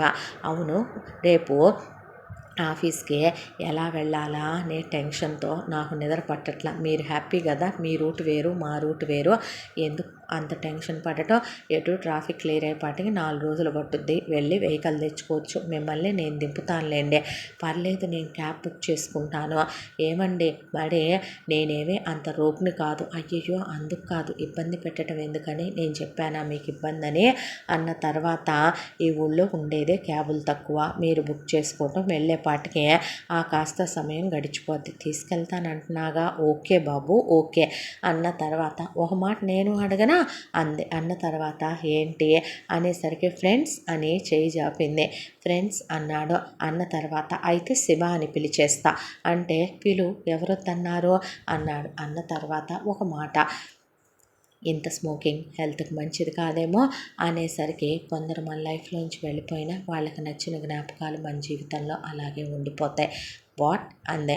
అంటే నేను చెప్పినా నీకు అర్థం కాదులే అన్న తర్వాత వాట్ ఎవర్ ఇట్ ఈస్, ఏం చెప్పినా సరే ఇప్పుడు అంత స్మోక్ చేయటం మంచిది కాదు అని నేను చెప్తాను అన్న తర్వాత నీకు స్మోకింగ్ నచ్చదా, అమ్మాయిలు ఎవరికి నచ్చదో, అమ్మాయిలందరూ నీలా ఉండర్లే అన్న తర్వాత అబ్బా ఒకటి మాత్రం చెప్తాను, అలా స్మోక్ చేసి హెల్త్ పాడు చేసుకోవద్దు, మొత్తం మానేయండి అని చెప్పే. అంటే అబ్బో అన్న తర్వాత అవును మానేమంటున్నానుగా అన్న తర్వాత సరే మేడం మీ హెల్త్ పాడు చేసుకోవటమే కాక పక్కన వాళ్ళ హెల్త్ కూడా పాడు చేసే రైట్ మీకు లేదంటున్నాను తగ్గిస్తానులే అన్నాక బాగా ఒకడే కొడుకు కదా అమ్మా నాన్నలకు గారాబం దాంతోనే లిబర్టీ ఎక్కువైపోయింది అనేసరికి పకాపకా నవ్వాడు శివ. నవ్విన తర్వాత మీ స్మైల్ బాగుంటుంది గుడ్ నైట్ అంది దేవి. అన్న తర్వాత గుడ్ నైట్ అని లోపలికి వచ్చి అద్దం ముందు నుంచొని చూశాడు. చాలా రోజులైపోయిందేమో తనంత మనస్ఫూర్తిగా నవ్వే. ఆ నవ్వు కూడా తనకి చాలా కొత్తగా స్పెషల్గా మళ్ళీ ఏదో తిరిగి ఫినిక్స్ పక్షి మళ్ళీ పునర్జీవం పోసుకొని బ్రతికినట్టుగా అనిపించింది తనకి తానే. నెక్స్ట్ డే మార్నింగ్ దేవి బయలుదేరుతున్నాను ఆఫీస్కి అనేసరికి వచ్చే అని కిందకు వచ్చింది. వచ్చిన తర్వాత కార్ తీయబోతుంటే శివ అనేసరికి ఆ డాడీ అంటే నేను వెళ్తానురా కార్లో అమ్మాయి నువ్వు బైక్ మీద వెళ్ళొచ్చు కదా అన్న తర్వాత నాన్న నువ్వా డ్రైవింగా అంటే ఏమైందిరా నీకెప్పటి నుంచి నాన్న కళ్ళు అంత కనపడుతున్నాయి నా కళ్ళకి ఏమైందిరా పిల్లలకి పాఠాలు చెప్పి రావట్లా నేను కళ్ళజోడు పెట్టుకుంటే కాదు తీస్తే అన్న మీరు సోకులు తక్కువయ్యాయని కళ్ళజోడు పెట్టుకోరుగా నాన్న లెన్స్ ఇప్పిస్తే పక్కన పెట్టేస్తారుగా నాన్న అన్న తర్వాత రే నాకు క్యారెట్లు తింటున్నాను రా బాగా ఐసైట్ డెవలప్ అయింది తెలుసా అవునా ఆ లెటర్స్ చదవండి అన్నాక ఆయన కళ్ళు మూసుకొని చూస్తుంటే అది మీది చాలే ఊరుకోరా మనుషులు ఎందుకు కనపడరు నాకు అర్జెంట్ పని ఉంది ఇటిమ్మని అనే పాటికి అంకుల్కి ఏదో పని ఉన్నట్టుందిలే సరే ఇఫ్ యూ డోంట్ మైండ్ బండి మీద వెళ్దామా అయ్యో దానికి మళ్ళీ ఫీల్ అవటం ఎందుకు అలాగేలే అన్న తర్వాత బండి మీద తీసుకొస్తూ దేవి ఒక మాట అడగనా అంటే చెప్పండి అందే. అన్న తర్వాత గవర్నమెంట్ జాబ్ అంటగా అనేసరికి అవును అందే. అన్న తర్వాత ఎప్పటి నుంచి చేస్తున్నావు ఇప్పటి నుంచి అందే. అన్న తర్వాత ఈ ఇల్లు సొంత ఇల్లేనా అన్నాడు. అవును నీ కారు ఓ 30 lakhs ఉంటుందా ఉంటుంది అన్న తర్వాత మొన్న మా ఇంటికి వేసుకొచ్చినాయన్ని డైమండ్స్ గోల్డే కదా అన్న తర్వాత అవును అన్న తర్వాత అవునులే గవర్నమెంట్ ఉద్యోగస్తులు మీకేమైంది అన్నాడు. అమ్మ అంటే నువ్వు అందేంటి నేను అనేసరికి అదేలే అనేసరికి నేనేమి ఎవరిని అంత ఇబ్బంది పెట్టి బలవంత పెట్టి అడగను కొన్ని తీసుకోవాలి తీసుకోకపోతే కుదరదు కదా అన్న తర్వాత ఓ అందుకేనా మేడం ఈ విల్లా కొనేశారు నిజంగా నేనే గనక నువ్వు అనుకునేంత ఇదైతే గనక సగం ఊరే కొనేయాలి నా సిచ్యువేషన్లో నువ్వున్నా కూడా తీసుకుంటావా తీసుకోవా నీకన్నా ఎక్కువే తీసుకుని ఉండేవాడినేమోలే అన్న తర్వాత మీ ఆఫీసులో మా ఆఫీస్కి ఏమైంది ఫుల్గా వాడేస్తారు వాళ్ళు ఇచ్చేదానికన్నా డబల్ వాడతారు సాఫ్ట్వేర్ ఆఫీసులు అంటే నీకు తెలియదే ఉంది అన్న తర్వాత నా ఆఫీస్ వచ్చిందే అన్న తర్వాత దిగి మీ గవర్నమెంట్ ఆఫీసులలో పనే బాగుందిలే ఇష్టం వచ్చినప్పుడు రావచ్చు ఇష్టమైనప్పుడు వెళ్ళొచ్చు నా ఆఫీసు సాయంత్రం త్వరగా అయిపోద్ది నాకు తెలుసుగా అబ్బా నన్ను మోసేయకు బాబు నువ్వు అన్న తర్వాత సరే నీ ఆఫీస్ అయిపోయే టైంకి వస్తానులే అని చెప్పి వెళ్ళాడు. వెళ్ళిన తర్వాత మధ్యాహ్నం ఆ అమ్మాయి ఆ రోజంతా నవ్వుకుంటానే ఉంది శివన్న మాటలకే. మధ్యాహ్నం ఫోన్ చేసి లంచ్ చేశారా అంటే అయ్యా నా ఫోన్ నెంబర్ ఎలా తెలుసు అయ్యా ఆంటీ చెప్పారులే అన్న తర్వాత వెక్కిరిచ్చావా నువ్వు నన్ను అనేసరికి లేదు ఫోన్ చేసావా అన్న తర్వాత ఇప్పుడే బాక్స్ ఓపెన్ చేస్తున్నా అనేసరికి మేడం దేవి గారు అంటే యా నేనే అనేసరికి మీకోసం పార్సిల్ మ్యామ్ అన్న తర్వాత ఎవరు పంపించారో ఒకసారి ఓపెన్ చేసి చూడు అనేసరికి ఓపెన్ చేస్తే దాంట్లో ఫుడ్ ఉంది ఉండేసరికి హే డెజర్ట్ అంటే మరి ఆంటీ భోజనం ఇచ్చారు తర్వాత డెజర్ట్ తినవా నా ఫేవరెట్ అని నీకు అలా తెలుసు అలా తెలిసిపోతాయి అంతేలే ఎందుకంటే అది నా ఫేవరెట్ కూడా అవునా నీకు చాక్లెట్ ఫ్లేవర్ అంటే ఇష్టమా చాలా ఇష్టం నాకు అంతే చాక్లెట్ అంటే చచ్చిపోతాను తెలుసా నేను అనేసరికి నేను నిన్ను చూసిన ఈ ఇంతకాలంలో ఎప్పుడూ నువ్వు చాక్లెట్స్ తింటూనే కనపడతావు నాకు అందుకే చాక్లెట్ ఫ్లేవరే పంపించానులే అన్నాడు. అన్న తర్వాత కాసేపు మాట్లాడుకుంటూనే తినేశారు. అయిపోయాక ఈవినింగ్ ఆఫీస్ అయిపోగానే వచ్చాడు. వచ్చి వెళ్దామా మేడం అన్న తర్వాత ఓకే సార్ అని వెళ్ళేటప్పుడు ఇక్కడ ఆపొచ్చుగా ఈ తీసుకుందాం ఇక్కడ ఆపొచ్చుగా ఈ తీసుకుందాం ఇక్కడ ఆపొచ్చుగా అవి తీసుకుందాం అని తింటూ గోల్గప్ప తిందామా దాదా అని చెప్పి తీసుకెళ్ళి ఆ అబ్బాయికి తినిపిస్తూ తను తను తిన్నదే. ఇష్టమా పానీపూరి అంటే? ఎక్స్ట్రా బ్యాచ్ కాదు నేను.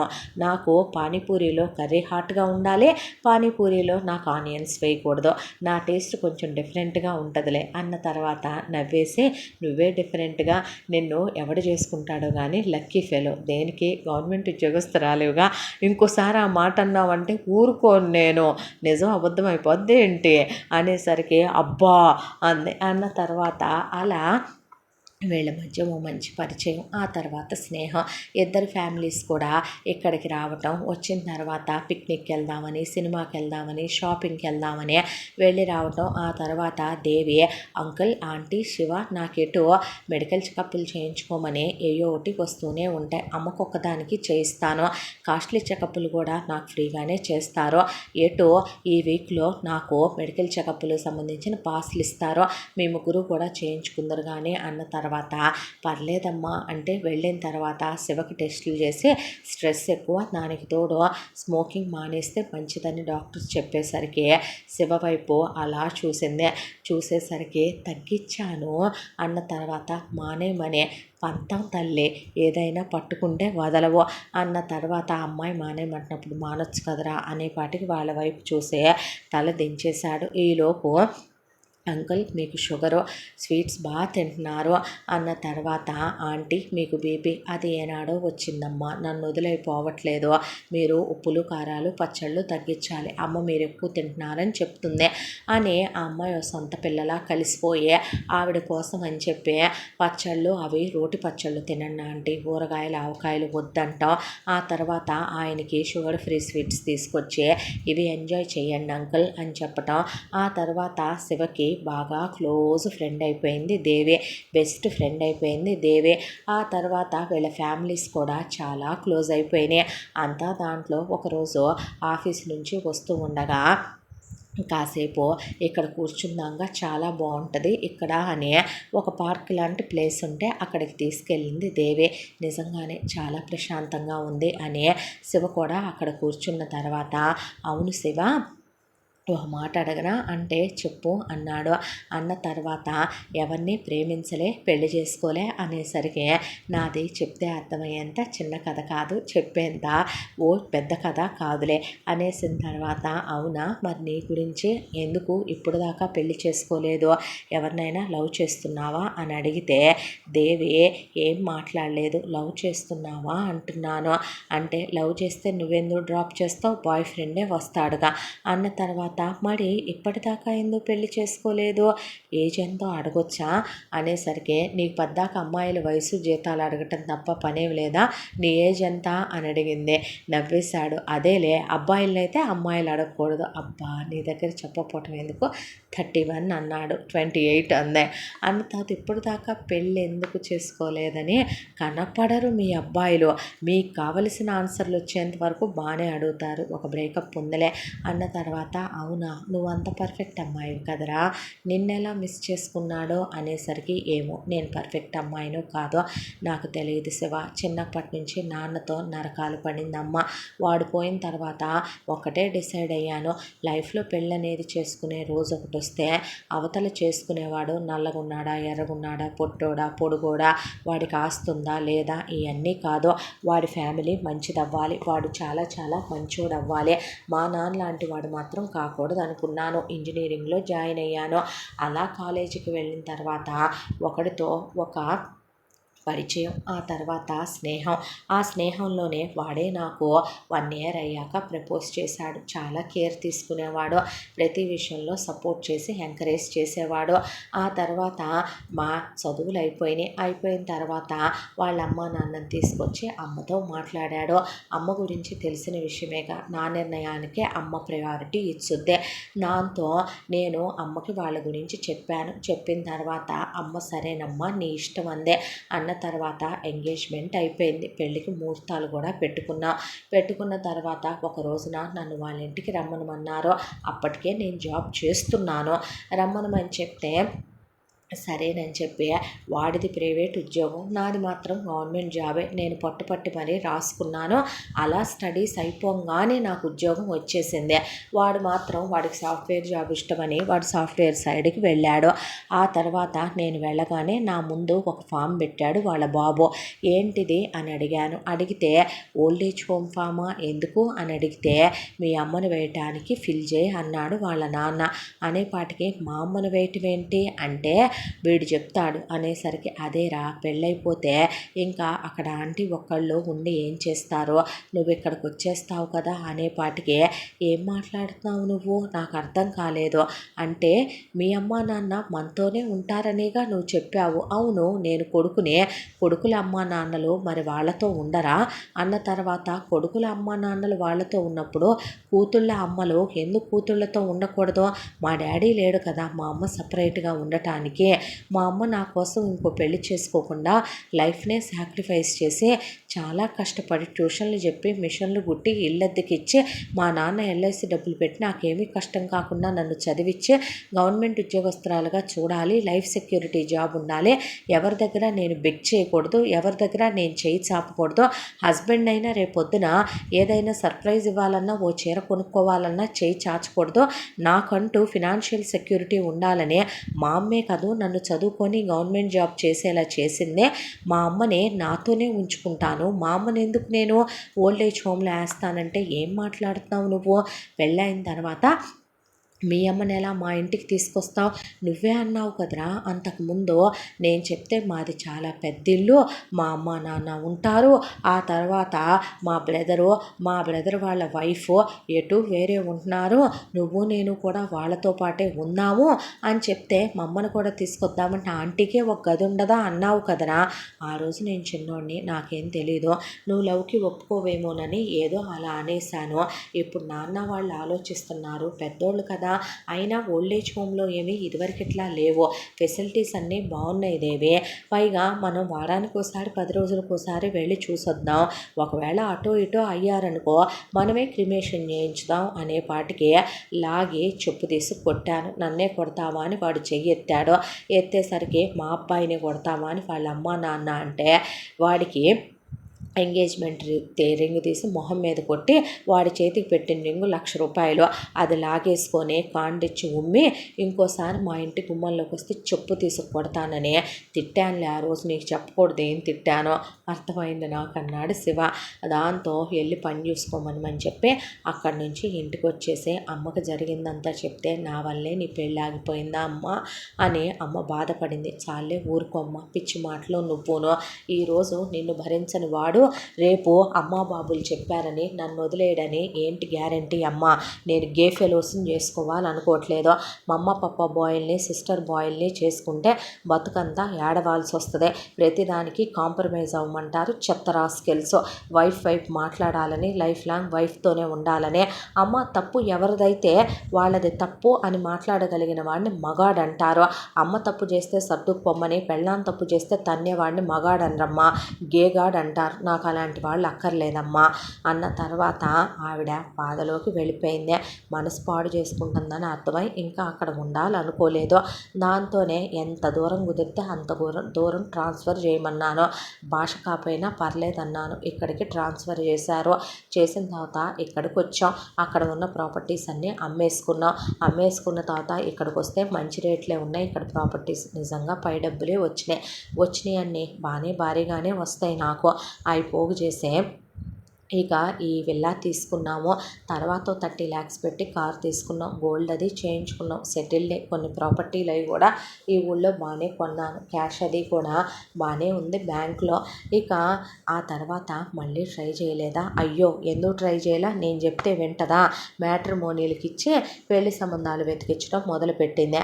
ఆ వచ్చిన ఎదవలు మొత్తం చెత్త రాస్కెల్స్. ఓపెన్గా చెప్పాలంటే నేను అందంగా ఉన్నానని, నా గవర్నమెంట్ జాబ్ అని, బెనిఫిట్స్ ఎక్కువని, పై డబ్బులు వస్తాయని ప్రతి చెత్త ఎదవ అది ఆలోచించేవాడే తప్ప అమ్మ విషయం దగ్గరకు వచ్చేపాటికి కొంతమంది యాక్సెప్టెడే అన్న వాళ్ళ మొహంలో నాకు కన్నింగ్నెస్, నటన కనపడింది తప్ప అమ్మని వాళ్ళమ్మలా చూసుకుంటారనే నమ్మకం నాకు కలగలేదు శివ.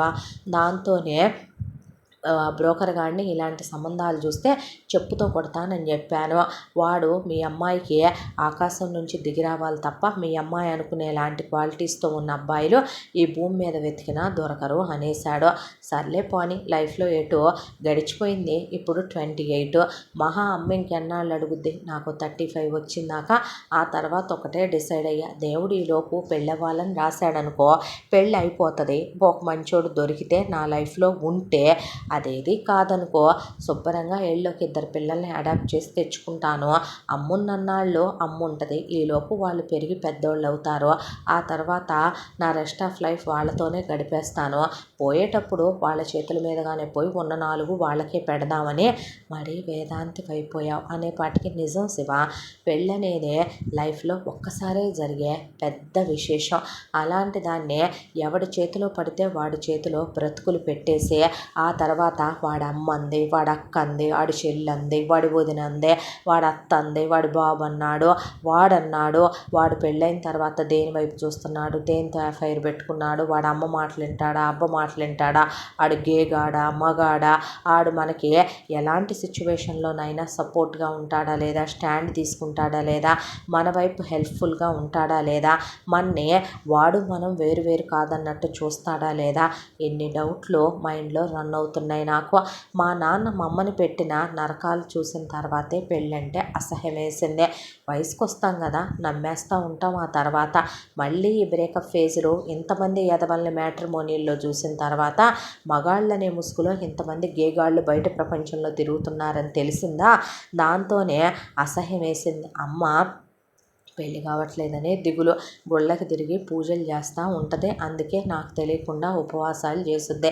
దేవుడి దగ్గర నేను ఒక్కటే అనుకున్నాను, దేవుడు అనేవాడు ఉంటే నిజంగా ఈ భూమి మీద మగాళ్ళు ఉంటే కనుక అలాంటి ఒక మంచి మగాడిని నా జీవితంలోకి పంపమనే.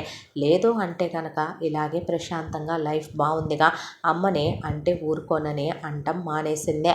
చాలామంది చుట్టాలు బంధువులు అమ్మ నా దగ్గర ఉండటం కోసమని నాకు పెళ్లి చేయలేదని, సెల్ఫిష్గా తన గురించి ఆలోచించుకుందని నా మీద పడి బతికేస్తుంది అని అందరూ అమ్మని నానా మాటలు అన్నవాళ్లే. నేనే అమ్మని బాధపడొద్దని వాళ్ళందరి నుంచి దూరంగా తీసుకొచ్చేసాను.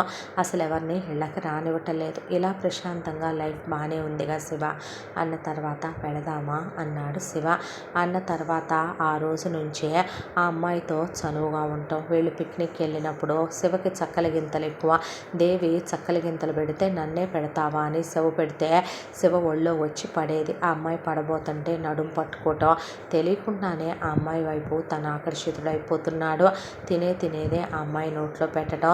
ఆ తర్వాత ట్రాఫిక్ క్లియర్ అయ్యి వెహికల్ తీసుకొచ్చిన మళ్ళీ ఇప్పుడు నువ్వు వెహికల్ తీసి ఎక్కడో చోట ఇరుక్కుపోవటం ఎందుకు, నేనే దింపుతానని కారు ఖాళీగా ఉన్న బైక్ మీద అయితే ఆ అమ్మాయి దగ్గరగా కూర్చుంటుందనే దాంతో బైకే తీయటం. అలా తెలియకుండానే ఆ అమ్మాయితో చాలా క్లోజ్గా ఉంటున్నాడు. మూవీకి వెళ్దామా అంటాం, బయటికి తీసుకెళ్ళటం, బాల్కనీలో గంటలు తరబడే నైట్ అంతా 2 అయ్యే వరకు 3 అయ్యే వరకు కూర్చొని మాట్లాడుకోవటం.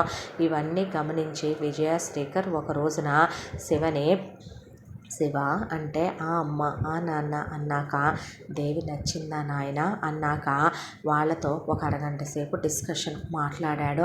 మాట్లాడిన తర్వాత తనకు అన్నీ చెప్పి తనన్నిటికీ ఓకే అంటే మీరే ఒక్క నిజం దాచకుండా తన దగ్గర తనన్నిటికీ సరే అనేటట్టయితే చేసుకుంటానమ్మా అన్నాడు. అన్న తర్వాత అంతకన్నానా అయ్యా అనే.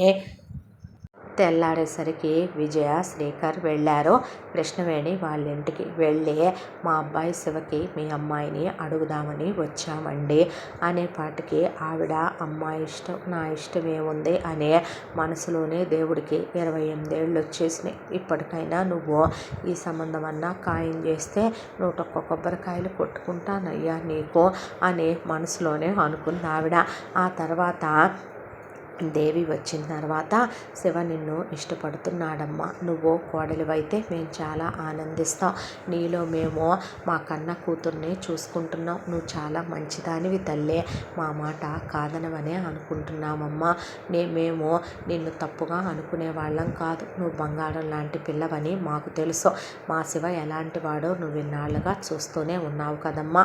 మాకు తినా గొడవ ఆస్తిపాస్తులు బాగానే ఉన్నాయమ్మా, మేమేమీ లేని వాళ్ళం కాదు. తల్లి, శివ నిన్ను చాలా ప్రేమగా చూసుకుంటాడన్నాక ఆంటీ, అంకుల్ అన్న తర్వాత నాకు కొంచెం టైం కావాలి, టైం ఇస్తారా అనేసరికి కృష్ణవేణి మొహంలో బల్బులు వెలిగినాయి. కూతురు మొహం మీదే వద్దని చెప్పుద్దేమోనని ఇప్పుడు దాకా ఆవిడ టెన్షన్ పడిందే.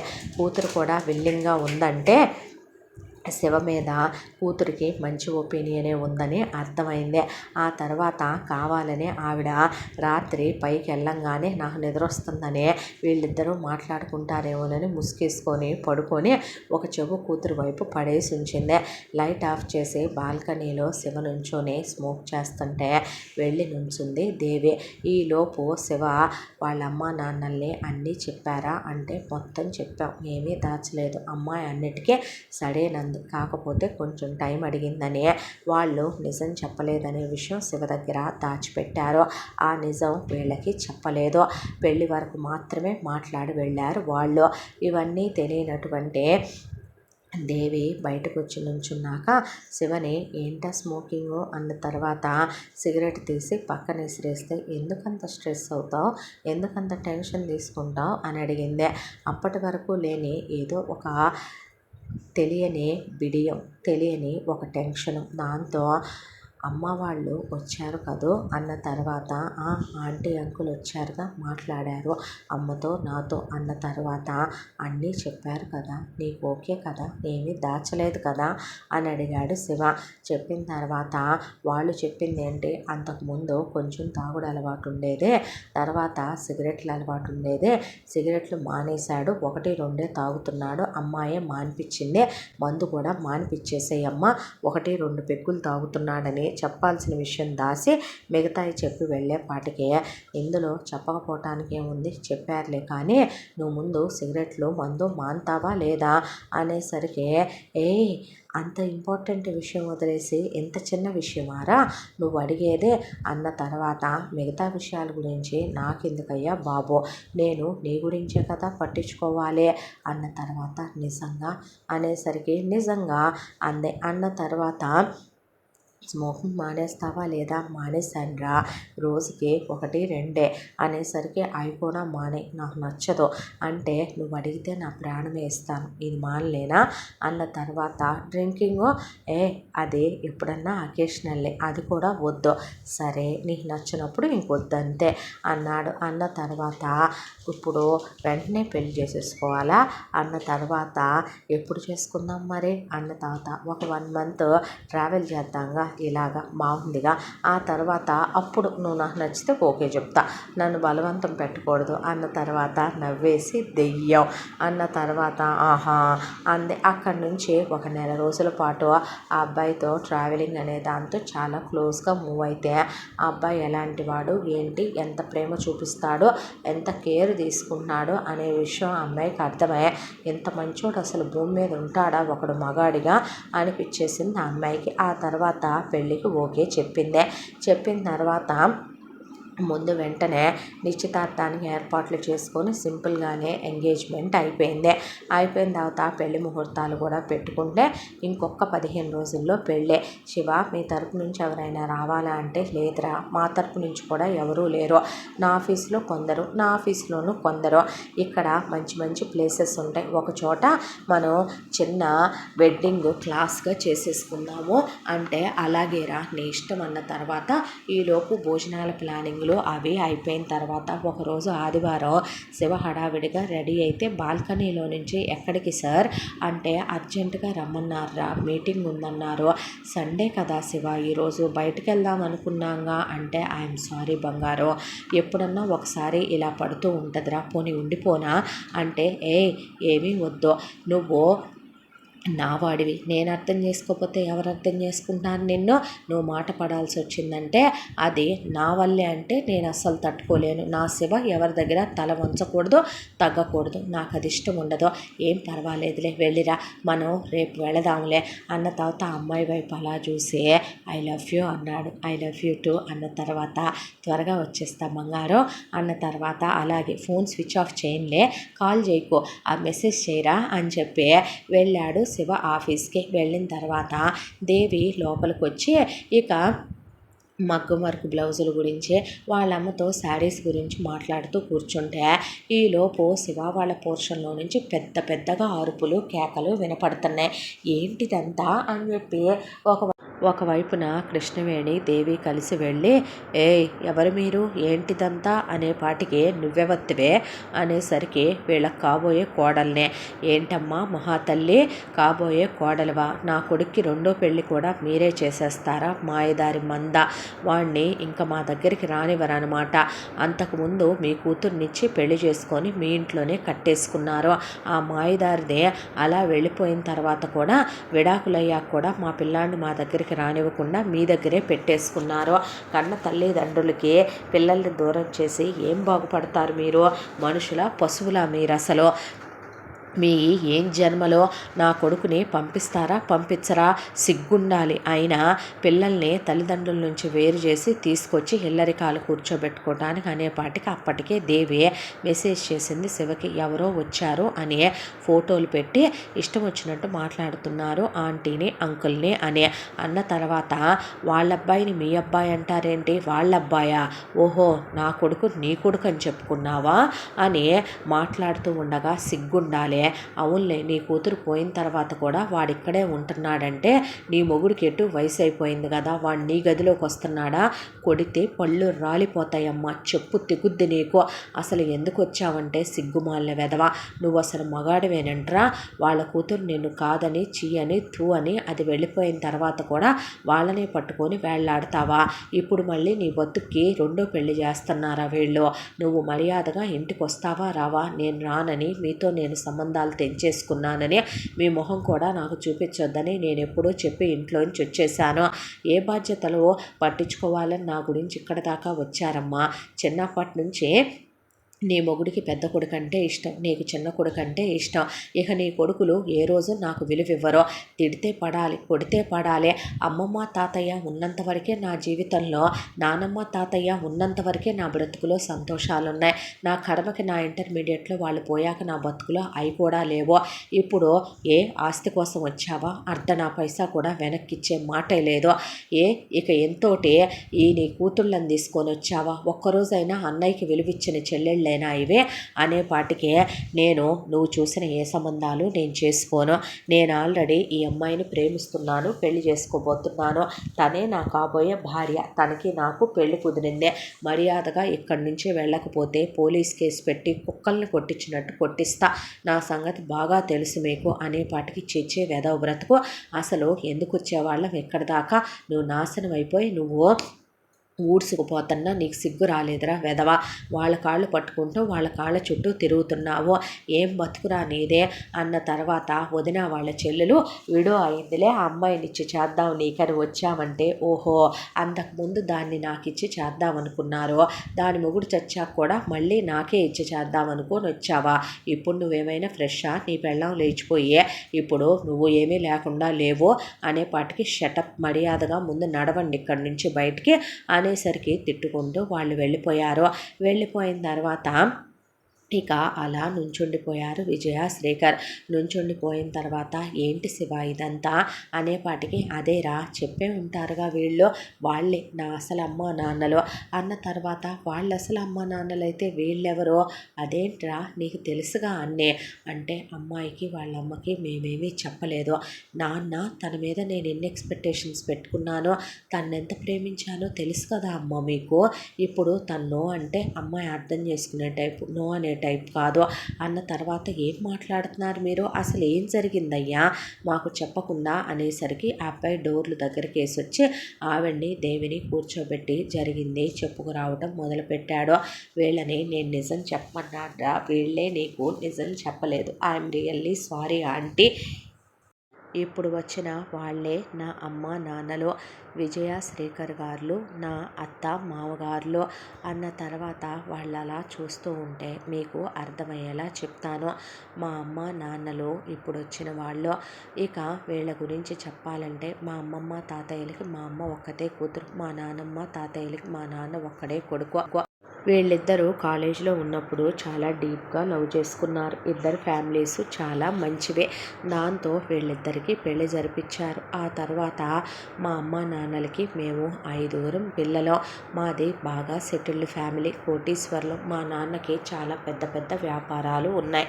మా తాతగారు వాళ్ళకి చాలా స్థిరచరాస్తులు కూడా ఉన్నాయి. కోట్ల రూపాయల ఆస్తుల్లోనే పుట్టాను ఆంటీ నేను.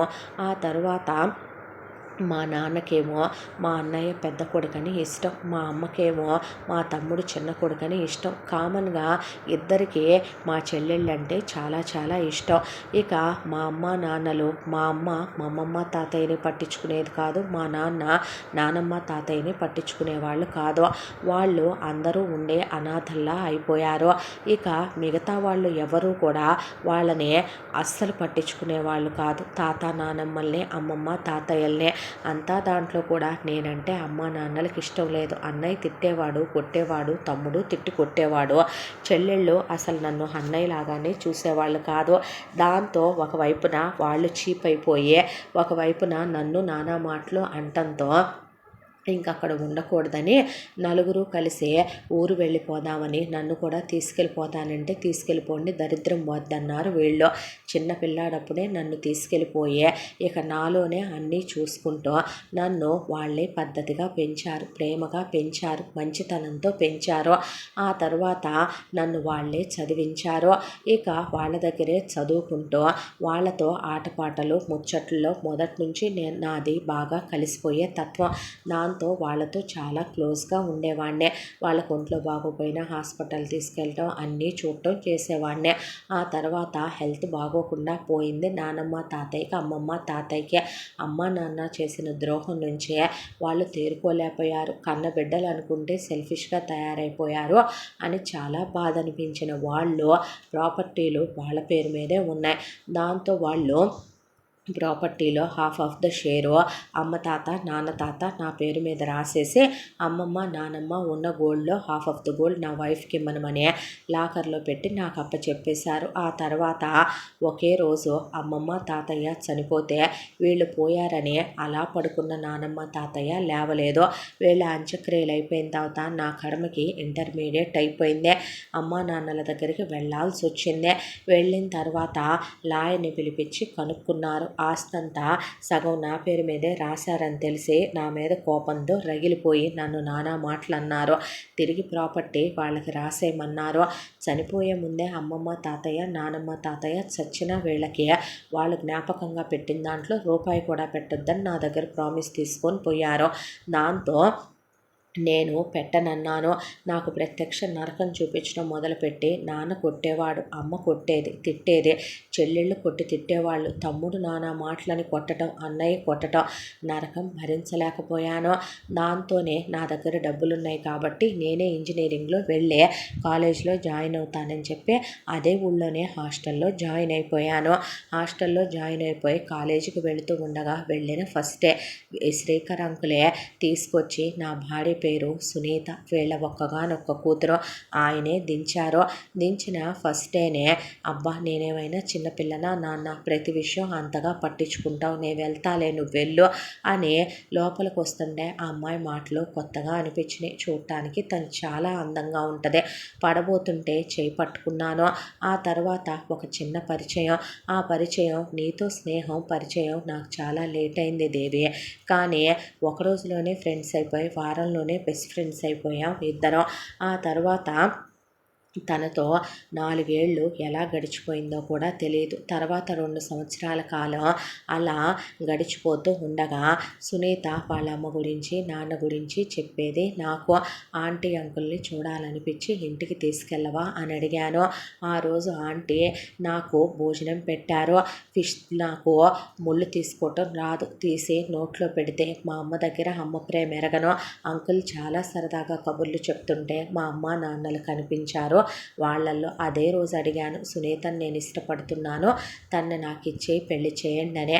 బంగారం లాంటి పిల్లాడివి, నిన్నెవరు కాదనుకుంటారులేయ్యా, చదువైపోగానే చేసుకుందరు కానీ అని చాలా పాజిటివ్గా మాట్లాడారు. నీకేముంది, వెనకేముంది, నీ కులం ఏంటి, అసలు అవేమీ వాళ్ళు అడగలేదు నన్ను. నాకు చాలా నచ్చేసి ఫ్రీక్వెంట్గా వాళ్ళ ఇంటికి వెళ్ళే వాళ్ళతో ఒక కొడుకులా కబుర్లు చెప్తూ కలిసిపోయేవాడినే. ఆంటీతో వంటగదిలో ఉంటూ, అంకుల్తో క్యారమ్స్ చెస్ ఆడుతూ, అంకుల్ నేను బయటికి లాంగ్ డ్రైవ్కి వెళ్ళొస్తూ, ఆంటీతో కూరగాయల మార్కెట్కి వెళ్ళొస్తూ, నాకే తల్లిదండ్రుల ప్రేమ అయితే లేదో వాళ్ళల్లో అవన్నీ చూసుకునేవాడినే. ఈలోపు మా చదువులు కంప్లీట్ అయిపోయినాయి, ఇద్దరికి జాబులు వచ్చినాయి. వచ్చిన తర్వాత సునీతని పెళ్లి చేసుకోవాలని మా ఇంట్లో చెప్పాను. అప్పటికే మా పెద్దోడికి పెళ్ళి అయిపోయింది, మా చిన్నోడు లవ్లో ఉన్నాడు, చెల్లెళ్ళు బాయ్ ఫ్రెండ్స్ని ఎతికేసుకోవటం కూడా అయిపోయింది. కానీ నా విషయంలో మాత్రం డెసిషన్ వాళ్ళదేనని, వదినకో చెల్లెలు ఉందని ఇందాక చెప్పారు కదా విడో అయిందని, అప్పుడు అది విడో కాలేదులే. దానికి ఇచ్చి నన్ను చెయ్యాలనుకుంటే అది చాలా డామినేటింగ్ క్యారెక్టర్, మా వదిన మా అమ్మ లాంటిదే, నా ఆస్తి ఎక్కడ బయటికి పోద్దానని దాన్నిచ్చి నన్ను తొక్కేయాలనుకుంటున్నారని అర్థమైందే. నేను సునీతను తప్ప ఎవరిని చేసుకోననేసరికి ఒళ్ళు బలిసిందే. ఆస్తి నీ పేరు మీద ఉందని, నువ్వు వదిన వాళ్ళ చెల్లిని చేసుకోకపోతే మన ఫ్యామిలీలో నుంచి వెలేయాల్సి వస్తుందంటే మీరు నన్ను వెలేసేదేంటి, నాకు అక్కడికి వెళ్తే ఒక కుటుంబం దొరుకుద్ది, అమ్మా నాన్నల ప్రేమ దొరుకుద్ది, ఇక్కడే ఉండి మీ అందరితో తన్నులు తింటూ తిట్టించుకుంటూ ఇక్కడ నేను చస్తూ బ్రతికే బ్రతుకు కన్నా అక్కడికి వెళితే నా బ్రతుకులో ఆనందం ఉంటుందని బ్యాగ్ సర్దుకొని వచ్చేసాను. చెప్పకపోవటం ఎందుకు, రాగానే నన్ను ఆదరించారు, ఎందుకు ఏంటి అని అడగలేదు. ఆ తర్వాత వాళ్ళే దగ్గరుండి పెళ్లి జరిపించారు. హ్యాపీగా జీవితం సాగిపోతుంది. ఎందుకయ్యా అబద్ధాలు చెప్తావో, ఉన్నది ఉన్నట్టే చెప్పాలి కదో అమ్మ ప్లీజ్ అన్న తర్వాత, వద్దురా నువ్వేం మాట్లాడుకో అన్న తర్వాత, మేం చెప్తామమ్మా, చిన్నప్పటి నుంచి ఆ త్రాష్టురాల్ని కన్నది మేమే కదమ్మా, మీరు అనుకోవచ్చు మీరు కూతుర్ని అంత విచ్చలవిడిగా తిరుగుబొద్దాల్లా అంత గాలి రకంగా ఎలా పెంచారు అని. చిన్నప్పటి నుంచి విపరీతమైన పంతం, మొండి పట్టుదల ఎక్కువమ్మా. వాళ్ళమ్మ కొడుతూనే ఉండేది, ఒక వయసుకు వచ్చాక సూసైడ్ అటెంప్ట్ చేసిందే. అప్పటి నుంచి కొట్టకుండా బ్రతిమిలాడి చెప్పేవాళ్ళం. మా ముందు బాగానే విన్నట్టుండి నటించేదే. ఒక రకంగా అదేమీ పిచ్చిది కాదమ్మా, శివ చాలా మంచి పిల్లాడు, ఆ అబ్బాయి ప్రేమ కోసం తప్పించిపోతున్నాడు, చెప్పినట్టు వింటాడు, కాళ్ళ చుట్టూ తిరుగుతాడు అనే దాంతోనే ఆ అబ్బాయిని సెట్ చేసుకున్నదే. కానీ అంతా దాంట్లో పిల్లాడు చాలా మంచోడు, దీనిలాంటి బరితెగిచ్చిన రకాన్ని ఇంకొకడైతే తరిమి తరిమి కొడతాడు, పిల్లాడు దేవుళ్ళంటోడని మేము కాదనుకోలేకపోయాం సంబంధం. ఆ తర్వాత పెళ్ళి ఏమంట అయ్యిందో, ఆ మొదటి రాత్రులు అవి ఏమంట అయ్యాయో, ఇద్దరు చెరొక ఆఫీస్ అమ్మ ఉద్యోగానికి వెళ్ళి వచ్చేవాళ్ళు. ఆ తర్వాత వేరు కాపురం వెళ్ళిపోదామని అల్లుడు అనాల్సిందే, ఇదే అందే అన్న తర్వాత అల్లుడు అదే సందులోనే ఒక ఇల్లు తీసుకొని కాపురం పెట్టాడు. ఆ అబ్బాయిని నానా నరకాలు చిత్రహింసలు పెట్టేదమ్మా, కాళ్ళకి చెప్పులేమనేది, వేసేవాడు, అన్నం తింటంటే 100 సార్లు లేపేదే, ఏమనేవాడు కాదు, మా ముందే పడగదిలోకి రమ్మనమనేదే. మాకే తల తీసేసినట్టు అనిపిస్తే నా భార్య నన్ను కాక ఎవరిని రమ్మనమంటదిలే అని, చెప్పులేస్తే తప్పైపోయిందా అని ఎంత కాంప్రమైజ్ అయిపోయాడంటే, ఎంత అడ్జస్ట్ అయిపోయాడంటే, ఆ అబ్బాయి నా కడుపున ఎందుకు పుట్టలేదా అని నేను ఏడవని రోజు లేదమ్మా. కావాలని ఆ అబ్బాయిని చిత్రహింసలు పెట్టి నరకానికి గురి చేసి, నువ్వు చేతగాని మగాడివనేది, నువ్వు సంసారం చేస్తుంటే నాకు చాలట్లేదనేది, నువ్వు నన్ను అక్కడికి తీసుకెళ్ళి ఇక్కడికి తీసుకెళ్ళి అనేది తాగటం మొదలుపెట్టిందే. ఈయన కోపం వచ్చి 4 వేసేసరికి కొడతానికి చెయ్యెత్తేసిందే. దాంతో శివని, నువ్వు చవటవి వాజమ్మవి, అబ్బాయిలు స్మోక్ చేస్తే ఎంత బాగుంటుంది, డ్రింక్ చేస్తే ఎంత బాగుంటుందంటే, నేను కొట్టడానికి వెళ్ళేపాటికి నన్ను తిరిగి కొట్టబోతే వెనక్కి లాగేసి, ఇప్పుడేంటి నీకు నేను తాగాలి, నేను స్మోక్ చేయాలి అంతేగాని అసలు ఒక్క చెడు అలవాటు కూడా లేని బంగారం అమ్మ, దానికోసమని అది కావాలని అడిగిందని అలవాటు చేసుకున్నాడు. ఆ అబ్బాయితో పాటు కలిసి తాగేది, కలిసి సిగరెట్లు తాగేది, అయినా భరించాడు. ఎప్పుడు పడితే అప్పుడు ఆ అబ్బాయిని వచ్చి సుఖపెట్టమని ఫోన్లు చేసి నాకు చిరాగ్గా ఉందనేది, తిట్టేది, కొట్టేది, నానా మాటలు అనేదే, ఆ అబ్బాయిని హీనంగా చూసేదే. ఆయన ఒక్క మాట అనేవాడు కాదు. ఒక్కొక్క క్షణం మాకే ఎలా భరించగలుగుతున్నాడో అర్థమయ్యేది కూడా కాదు. నా భార్య, నేను చేసుకున్నాను, తను చిన్నపిల్ల లాంటిదే, పిల్లలు పుడితే రేపు తనకే బాధ్యతలు తెలుస్తాయని మాకే నచ్చ చెప్పేవాడమ్మా. ఆ తర్వాత ఇలా రోజులు గడిచిపోతూ ఉండగా ఒక రోజున పొద్దున్నే లేచి చూసేసరికి దాని ధనంజయ్య అది లేదమ్మా ఏంటా అని చెప్పి వస్తే ఈయన ఉత్తరం చేతిలోకి తీసుకుంటే ప్రేమ ఫలానా వాళ్ళ మీద ఫలానా టైంకే పుట్టుద్దనే గ్యారంటీ లేదు. కాలేజీలో ఉన్నప్పుడు వెళ్ళగానే బకరాగాళ్ళ నువ్వు కనిపించావు. దాంతో నీతో ఎప్పుడైతే ప్రేమలో ఉన్నానో మిగతా వాళ్ళందరూ నేను బుక్కుడని నా వైపు చూడటం మానేశారో. ఆ తర్వాత మన పెళ్ళయ్యాక నా ప్రపంచం పెద్దదైంది. నేను ఆఫీస్కి వెళ్ళాక నాకు ఒక అబ్బాయితో పరిచయం అయింది. వాడు నీలాగా బప్పంగాడు కాదు. వాడు నేను నువ్వులాగా కూర్చోమంటే కూర్చొని నుంచోమంటే నుంచొని కాంప్రమైజ్ అవ్వడం. నీతో నాకే సుఖమూ లేదు. నువ్వు నన్ను ఏ విషయంలో సాటిస్ఫై చేయలేకపోతున్నావో. నీతో ఉండాలని లేదు. అందుకే వాడితో వెళ్ళిపోతున్నాను. ఓపెన్గా చెప్పాలంటే లేచిపోతున్నాను. ఇంట్లో ఉన్న నగలు డబ్బు తీసేసుకున్నాను. ఇక నేనేమి నీ ప్రాపర్టీలు ఏమీ తీసుకోలేదు కదా అని చెప్పిన తర్వాత విడాకుల నోటీస్ మీద సంతకం పెట్టా. నా కోసం వెతికితే మీ మీద ఆ 2 చీప్ క్యారెక్టర్ల మీద పోలీస్ కేసు పెడతానని చెప్పు. కూతుర్ని కంటం కాదు, కూతుర్ని పెంచటం చేత కాదు. మొదటి నుంచి నాకు లావిష్ లైఫ్, లగ్జరీ లైఫ్ అంటే ఇష్టం, పాష్ లైఫ్ అంటే ఇష్టం. నాకు క్లబ్బులకు వెళ్ళాలి, పబ్బులకు వెళ్ళాలి, విదేశాలకు వెళ్ళాలి, బికినీలు వేసుకోవాలి, బీచ్ల్లో తిరగాలి, ఎంజాయ్ చేయాలని ఉంటుంది. నాకు విదేశాల్లో ఉండాలనుంది, లైఫ్ని ఎంజాయ్ చేయాలనుంది. నీలాంటి పప్పుగాడితో అత్తయ్యలో అమ్మని, మామయ్యలో నాన్నని వెతుక్కునే వెధవ సన్నాసితో ఉండాలని లేదురా నాకు అని ఉత్తరం రాసిపెట్టి వెళ్ళిపోయిందమ్మా. ఆ ఉత్తరం చదివిన ఈయనకి హార్ట్ స్ట్రోక్ వచ్చేసిందే. హాస్పిటల్కి తీసుకెళ్తే పిల్లాడిని వెళ్ళిపోమన్నాం వాళ్ళ ఫ్యామిలీ దగ్గరికి. ఇది ఇలా చేసెళ్ళిందని తెలిసి వాళ్ళు నానా మాటలంటే పిల్లాడే అడ్డం పడ్డాడు. వాళ్ళని వెళ్ళిపోమన్నాడు. ఆ తర్వాత మమ్మల్ని వదిలేసి నువ్వు వెళ్ళయ్యా అని ఈయన కాళ్ళు పట్టుకొని తప్పైపోయింది క్షమించు, దాన్ని నీకు ఇచ్చి చేసినందుకంటే ఏం మాట్లాడుతున్నారు, పిచ్చి పట్టిందా మీకు అని. తనుంటేనే నేను మీకు ఏదైనా అవుతానా, తను లేకపోతే మీరు నా అమ్మ నాన్నలు కాదా అనే ఏ అల్లుడు ఇస్తాడమ్మా. మమ్మల్ని ఒరే అనమనేంత చనువిచ్చాడు. మీ మేనల్లుడినైతే అనరా అన్నాడు. ఈ రోజు నుంచి మీరు నా అమ్మ నాన్నలు అన్నాడు. తనే అన్నీ అయి చూసుకోవటం మొదలుపెట్టాడు. ఆ తర్వాత తాగుడికి సిగరెట్లకి అలవాటైపోయాడు. పిల్లాడు డిప్రెషన్లోకి వెళ్తున్నాడని, దిగుల్లోకి వెళ్తున్నాడని తెలిసే అది రాసిన విడాకుల నోటీస్ మీద సంతకం పెట్టమంటే పెట్టనన్నాడు. తిరిగి వస్తుందని వెయిట్ చేస్తానన్నాడు. సరేనని వెతికిచ్చాడు. ఓ చోట ఉందని తెలిసిందే. ఈయన నేను పిల్లాడు వెళ్ళామమ్మా. వెళ్తే పిల్లాడు కాళ్ళు పట్టుకున్నాడు. నీకు నచ్చినట్టు ఉంటానన్నాడు. నేను కాళ్ళు పట్టుకున్నా. ఆయన బ్రతిమలాడబోయారో మమ్మల్ని నానా మాటలు అని నా మీద ఆయన మీద చేయి చేసుకొని ఆ అబ్బాయిని కొట్టి అక్కడున్న వాళ్ళందరితో మమ్మల్ని నానా మాటలు అనిపించే పోలీసు కేసులు పెడతానని బెదిరించి గెంటేయించిందే. కోపంలో వచ్చిన ఈయన పిల్లాడిని విడాకుల నోటీస్ మీద సంతకం పెట్టమంటే తను తొందరపడిందని నన్ను తొందరపడమంటున్నారా నాన్న అంటే నువ్వు ఇంకేం మాట్లాడటానికి వీల్లేదని సంతకం పెట్టించి డివోర్స్ తీసేసుకున్నామమ్మా. ఆ తర్వాత ఎన్నో సంబంధాలు చూసాం. వచ్చిన ప్రతి ఒక్కళ్ళల్లో ఒక్కళ్ళు కూడా శివకి నచ్చలేదు. పెళ్లి చేసుకోమని ఆయన మీద నా మీద ప్రమాణం చేయించుకుంటే తన మనసుకు నచ్చిన వాళ్ళు ఎప్పుడు తన జీవితంలోకి వస్తే అప్పుడు చేసుకుంటానన్నాడు. రోజులు నెలలు సంవత్సరాలుగా మారిపోయి అక్కడ ఉంటే చుట్టుపక్కల వాళ్ళు చుట్టాలు వీళ్ళ వాళ్ళ దాటి మేము తట్టుకోలేకపోతున్నామని తెలిసి తనే వెతికాడు.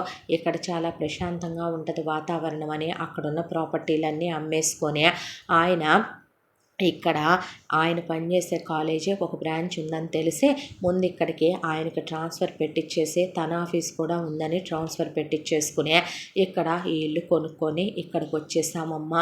వచ్చిన తర్వాత వాడి జీవితంలోకి నువ్వు వచ్చాకే వాడు సిగరెట్లు మానేశాడు. వాడు మళ్ళీ నవ్వటం చూసాం, ఆనందంగా ఉన్నారు. మీ కుటుంబం మాకెంతో నచ్చింది. అవునమ్మా, వాడు మా కొడుకు కాదు, అల్లుడు. కానీ మా కూతురు చచ్చిన తర్వాత రేపు మాకు మంచి అయినా చెడైనా చూసేది వాడే. నీ కాళ్ళు పట్టుకుంటాను తల్లే. కూతుర్ని పోగొట్టుకున్నావు, నువ్వు వాడి జీవితంలోకి వచ్చావు. అలాంటి త్రాష్టురాలతో వాడు చేసిన దాన్ని కాపురం అనరమ్మ. కన్న తల్లిదండ్రులుగా మా కన్న కూతురు మీద మేమెందుకు తల్లి చెప్పుకుంటాం. అది పుట్టినప్పుడు ఉన్న ఆనందం అది పెరిగి పెద్దయ్యాక మాకు ఏ రోజు లేదమ్మా. మీ ఇద్దరూ సంతోషంగా ఉంటే చూసి మీ పిల్లల్ని ఎత్తుకోవాలని కల కంటున్నాం. నీ కాళ్ళు పట్టుకుంటాం, వాడిని చేసుకోమ్మా అంటే ఆంటీ అంకుల్ ఏం మాట్లాడుతున్నారు మీరు అని ఆ అమ్మాయి అలా లేచి నుంచుంటే కూతురు ఏమంటదా అనే కృష్ణవేణి ఒగ్గపట్టుకొని కూర్చుంది ప్రాణాలు. ఆ తర్వాత దేవి లేచి శివ చేతులు పట్టుకుందే. ఒక్క విషయం చెప్పమంటావా, నీలాంటి బంగారం దొరుకుతాడని నా లైఫ్లో నేను అనుకోలేదు. మనుషులు ఎలా ఉన్నా పర్లేదు, వాడు పొట్టోడైనా పొడుగోడైనా, వాడికి డబ్బున్నా లేకపోయినా, అందంగా ఉన్నా లేకపోయినా, వాడికి ఏ లైఫ్ సెక్యూరిటీ లేకపోయినా, వాడికి మంచి మనసు ఉంటే చాలు చేసుకుందాం అనుకున్నాను. మా అమ్మ చేసిన పూజల ఫలమో ఏమో కానీ నువ్వు నా కోసం వెతుక్కుంటూ వచ్చావు. తను అన్లక్కి నిన్ను వదిలేసుకొని వెళ్ళింది. నీలాంటి మంచోడిని నేనెలా కాదనుకుంటాను. ఐ లవ్ యూ అని ఆ అమ్మాయి కౌగిలించుకున్నాక అందరి మనసు ప్రశాంతపడింది. ఆ తర్వాత శివకి దేవికి చాలా మంచిగా గ్రాండ్గా కాకపోయినా చక్కగా చిన్నదే అయినా సరే ఆనందాలు సంతోషాల మధ్య పెళ్లి జరిపించారు. ఫస్ట్ నైట్లు అయిపోయినాయి, హనీమూన్లకి వెళ్ళొచ్చారు. ఆ తర్వాత ఇక వీళ్ళు వాళ్ళింట్లోకి మారటమా, వాళ్ళు వీళ్ళింట్లోకి మారటమా అంటే మేమే వస్తామమ్మా, అక్కడ చెట్లు అయ్యి ఉన్నాయిగా, మీరు రావటం ఎందుకని విజయ శ్రీకరే ఇటు వచ్చేసారు. వచ్చిన తర్వాత ఇక ఆ పోర్షను అద్దెకిచ్చేశారు. వాళ్ళ జీవితాల్లో అన్నీ సంతోషాలే, అన్నీ ఆనందాలే. ఇక ఎలా టైం గడిచిపోతుందో కూడా తెలియట్లేదు. శివదేవిని ఒక్క నిమిషం వదలడో. నాకు వెంటనే పిల్లల్ని కనాలని లేదు, 32కి 33కి అలా ప్లాన్ చేసుకుందామంటే నీ ఇష్టం రా, కనాలనుకుంటే కను, లేదంటే సర్గసీలో తీసుకుందాం.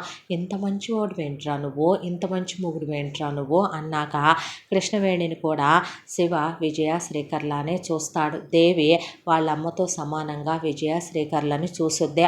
ఆ అమ్మాయి ఆనందాల మధ్య సంతోషాల మధ్య అందరూ కలిసి పిక్నిక్లకి వెళ్ళి రావటం, సినిమాలకి వెళ్ళి రావటం, ట్రిప్పులకి వెళ్ళి రావటం, యాత్రలకు వెళ్ళి రావటం, కలిసి కబుర్లు చెప్పుకోవటం, ఇక ఒకవైపున సరదాగా టీవీ చూడటం, జోకులు వేసుకోవటం, ఆంటీలు ఒకవైపున వండి పెట్టడం, ఒకవైపున వీళ్ళు తినటం, జోకులు వేయటం, ఇక పూజలని, వ్రతాలని, నోములని, సంతోషాల మధ్య సంవత్సర కాలం ఎలా గడిచిపోయిందో కూడా తెలియకుండా దేవికి శివకి పెళ్ళై సంవత్సరం గడిచిపోయిందే. ఈ సంవత్సర కాలంలో ఎంత రొమాంటిక్గా ఉంటాడంటే శివ, దేవి అతుక్కుపోద్ది అసలు. శివని ఒక్క క్షణం కూడా వదలదు. అంత ఇంటిమేటెడ్గా, అంత డీప్గా, క్లోజ్గా ఉంటాడు. అలాంటి మొగుడిని ఒక ఆడది ఎలా కాదనుకుందో ఆ అమ్మాయి కళ్ళకు కూడా అసలు ఊహించాలన్నా కూడా భయం వేసిందే. ఇలా ఆనందంగా సంతోషంగా ఉన్న తర్వాత ఒకసారి వీళ్ళందరూ కలిసి కూర్చొని సరదాగా మాట్లాడుకుంటూ జోకులు వేసుకుంటుంటే బెల్లు మోగిందే. వెళ్ళి తలుపు తెరిచేసరికి ఎదురుగా శివ మాజీ భార్య సునీత నిలబడి ఉంది. ఎందుకు వచ్చావు అని అడిగారు. విజయ శ్రీకర్ అడిగేపాటికి పరిగెత్తుకుంటూ వచ్చే శివ కాళ్ళు పట్టుకొని క్షమించు, తప్పైపోయింది, వాడు నన్ను మోసం చేశాడు, ఫిజికల్గా వాడుకున్నాడు, ఆ తర్వాత చాలామంది దగ్గర పక్కలు మార్చాడు, నేను వాడి దగ్గర ఉండలేకపోయాను, దాంతోనే నన్ను చావగొట్టి గెంటేశాడు, ఆ తర్వాత అమ్మా నాన్నల్ని వెతుక్కుంటూ అక్కడికి వచ్చాను, నాన్న ఇక్కడికి ట్రాన్స్ఫర్ చేయించుకున్నారని తెలిసి ఇక్కడికి వస్తే మీ అడ్రస్ ఇచ్చారు, నాకు మళ్ళీ లైఫ్లో ఒక ఛాన్స్ ఇవ్వు, ఇంకెప్పుడు అలా తప్పు చేయను, పద్ధతిగా ఉంటాను, జీవితం విలువ తెలిసిందే, అందరూ నన్ను క్షమించండి అని అమ్మా నాన్న కాళ్ళ మీద పడితే మర్యాదగా లేవే అని ఆయన జుట్టు పట్టుకొని గెంటైపోతే శివ, నాకు పెళ్ళైపోయిందే, నేను నమ్మను, నువ్వు అబద్ధాలు చెప్తున్నావంటే నిజమే చెప్తున్నాను, తను నా భార్య, పెళ్ళై కూడా 1 ఇయర్ దాటిపోయింది, ఆవిడ నా అత్తగారు అని చెప్పేసరికి సునీత అలా చూస్తూ నుంచుండిపోయాక, నీలాంటి వాళ్ళకి తగిన శాస్త్ర జరుగుద్దులేవే, నీ అంత ఉత్తమురాల్ని కన్నందుకు దేవుడు మమ్మల్ని ఇంకా పైకి తీసుకెళ్లకుండా ఉంచాడు చూడు, నిన్ను కొట్టినా కుక్కను కొట్టినా ఒకటే, మర్యాదగా ఇక్కడి నుంచి బయటికి నడవమంటే నాకు ఇప్పుడు నా అనేవాళ్ళు ఎవరూ తోడలేరు, ఎలా బ్రతకాలో కూడా తెలియట్లేదు, అమ్మ నాన్న మీరు కన్నవాళ్ళు కదో, మీకు నేను బరువైపోయానా, అంత ముద్ద పెట్టండి, సరే పెళ్లి చేసేసుకున్నాడుగా, తను హ్యాపీగా ఉంటాడో, నాకే శారీరక సుఖాల మీద వాంఛలేవో, మీతో పాటు కలిసి ఉంటాను, ప్లీజ్ దేవి అని దేవి కాళ్ళు పట్టేసుకుందే. దాంతో శివ మనసు కూడా కరగదు, కానీ దేవి మనసు కరిగిపోయి పోనీలే ఉండనివ్వు అంటే, ఎందుకురా ఇప్పుడు అనవసరమైనవి అని సునీతలో అన్ని షేడ్స్ చూసిన విజయ శ్రీకర్ శివ నమ్మలేదు. అయితే కృష్ణవేణి కూడా పోనీలేండి అన్నయ్య అన్న తర్వాత వాళ్ళకి ఏమీ మాట్లాడలేదు. ఆ తర్వాత పక్కింట్లో పెడదాంలేమ్మా, ఖాళీ చేసేస్తానంటున్నారుగా వాళ్ళు అని వాళ్ళు ఖాళీ చేసేసారు కూడా 2 రోజుల్లో, వెళ్ళి ఆ ఇంట్లో ఉంటుందిలే అన్న తర్వాత ఏ ఇంట్లో ఉంటే ఏముంది అంకుల్ అని దేవి ఇక్కడే ఉంచుకుంది సునీతనే. ఆ తర్వాత సునీత పొద్దున్నే లేవటం, పూజలు చేయటం, ఒకవైపున కృష్ణ కృష్ణవేణిని మీ వంట చాలా బాగుంది ఆంటీ అని చెప్పటం, గుడికి వెళ్ళొచ్చానంటో, అనాథాశ్రమాలకి వెళ్ళొచ్చానంటో, అమ్మా నాన్నలు నన్ను పలకరించట్లేదు, మీరైనా కూతురుగా దగ్గరికి తీయండి అంటూ ఆవిడ అమ్మాయిని మీరు దూరం పెట్టొద్దు, తప్పు చేస్తారు అంకుల్, తప్పు తెలుసుకుంటారు, మనసుకు దెబ్బ తగిలింది కదా, మాకంత నమ్మకం లేదులేమ్మా అన్న తర్వాత శివని ఒక ఫ్రెండ్గా ఉండొచ్చుగా, వద్దులేరా నాకు ఏ రిలేషన్ని డిస్టర్బ్ చేసుకోవటం ఇష్టం లేదు అనేశాడు శివ. ఆ తర్వాత ఫ్రెండ్గా దేవి చాలా క్లోజ్గా ఉండేది సునీతతో. కృష్ణవేణి పిల్లకు కూడా ఓ సంబంధం చూసి పెళ్లి చేద్దాం అన్నయ్య, మీరెటు తను ఒప్పుకోరని నాకు తెలుసు, తన్ని పక్కింట్లోనే పెట్టేద్దాం, భర్త పిల్లలతో హ్యాపీగా ఉంటుంది కదా అన్నాక శివ పేరు మీద ఆస్తి రాసేశారు. విజయ శ్రీకర్ వాళ్ళ పేరు మీద ఉందే.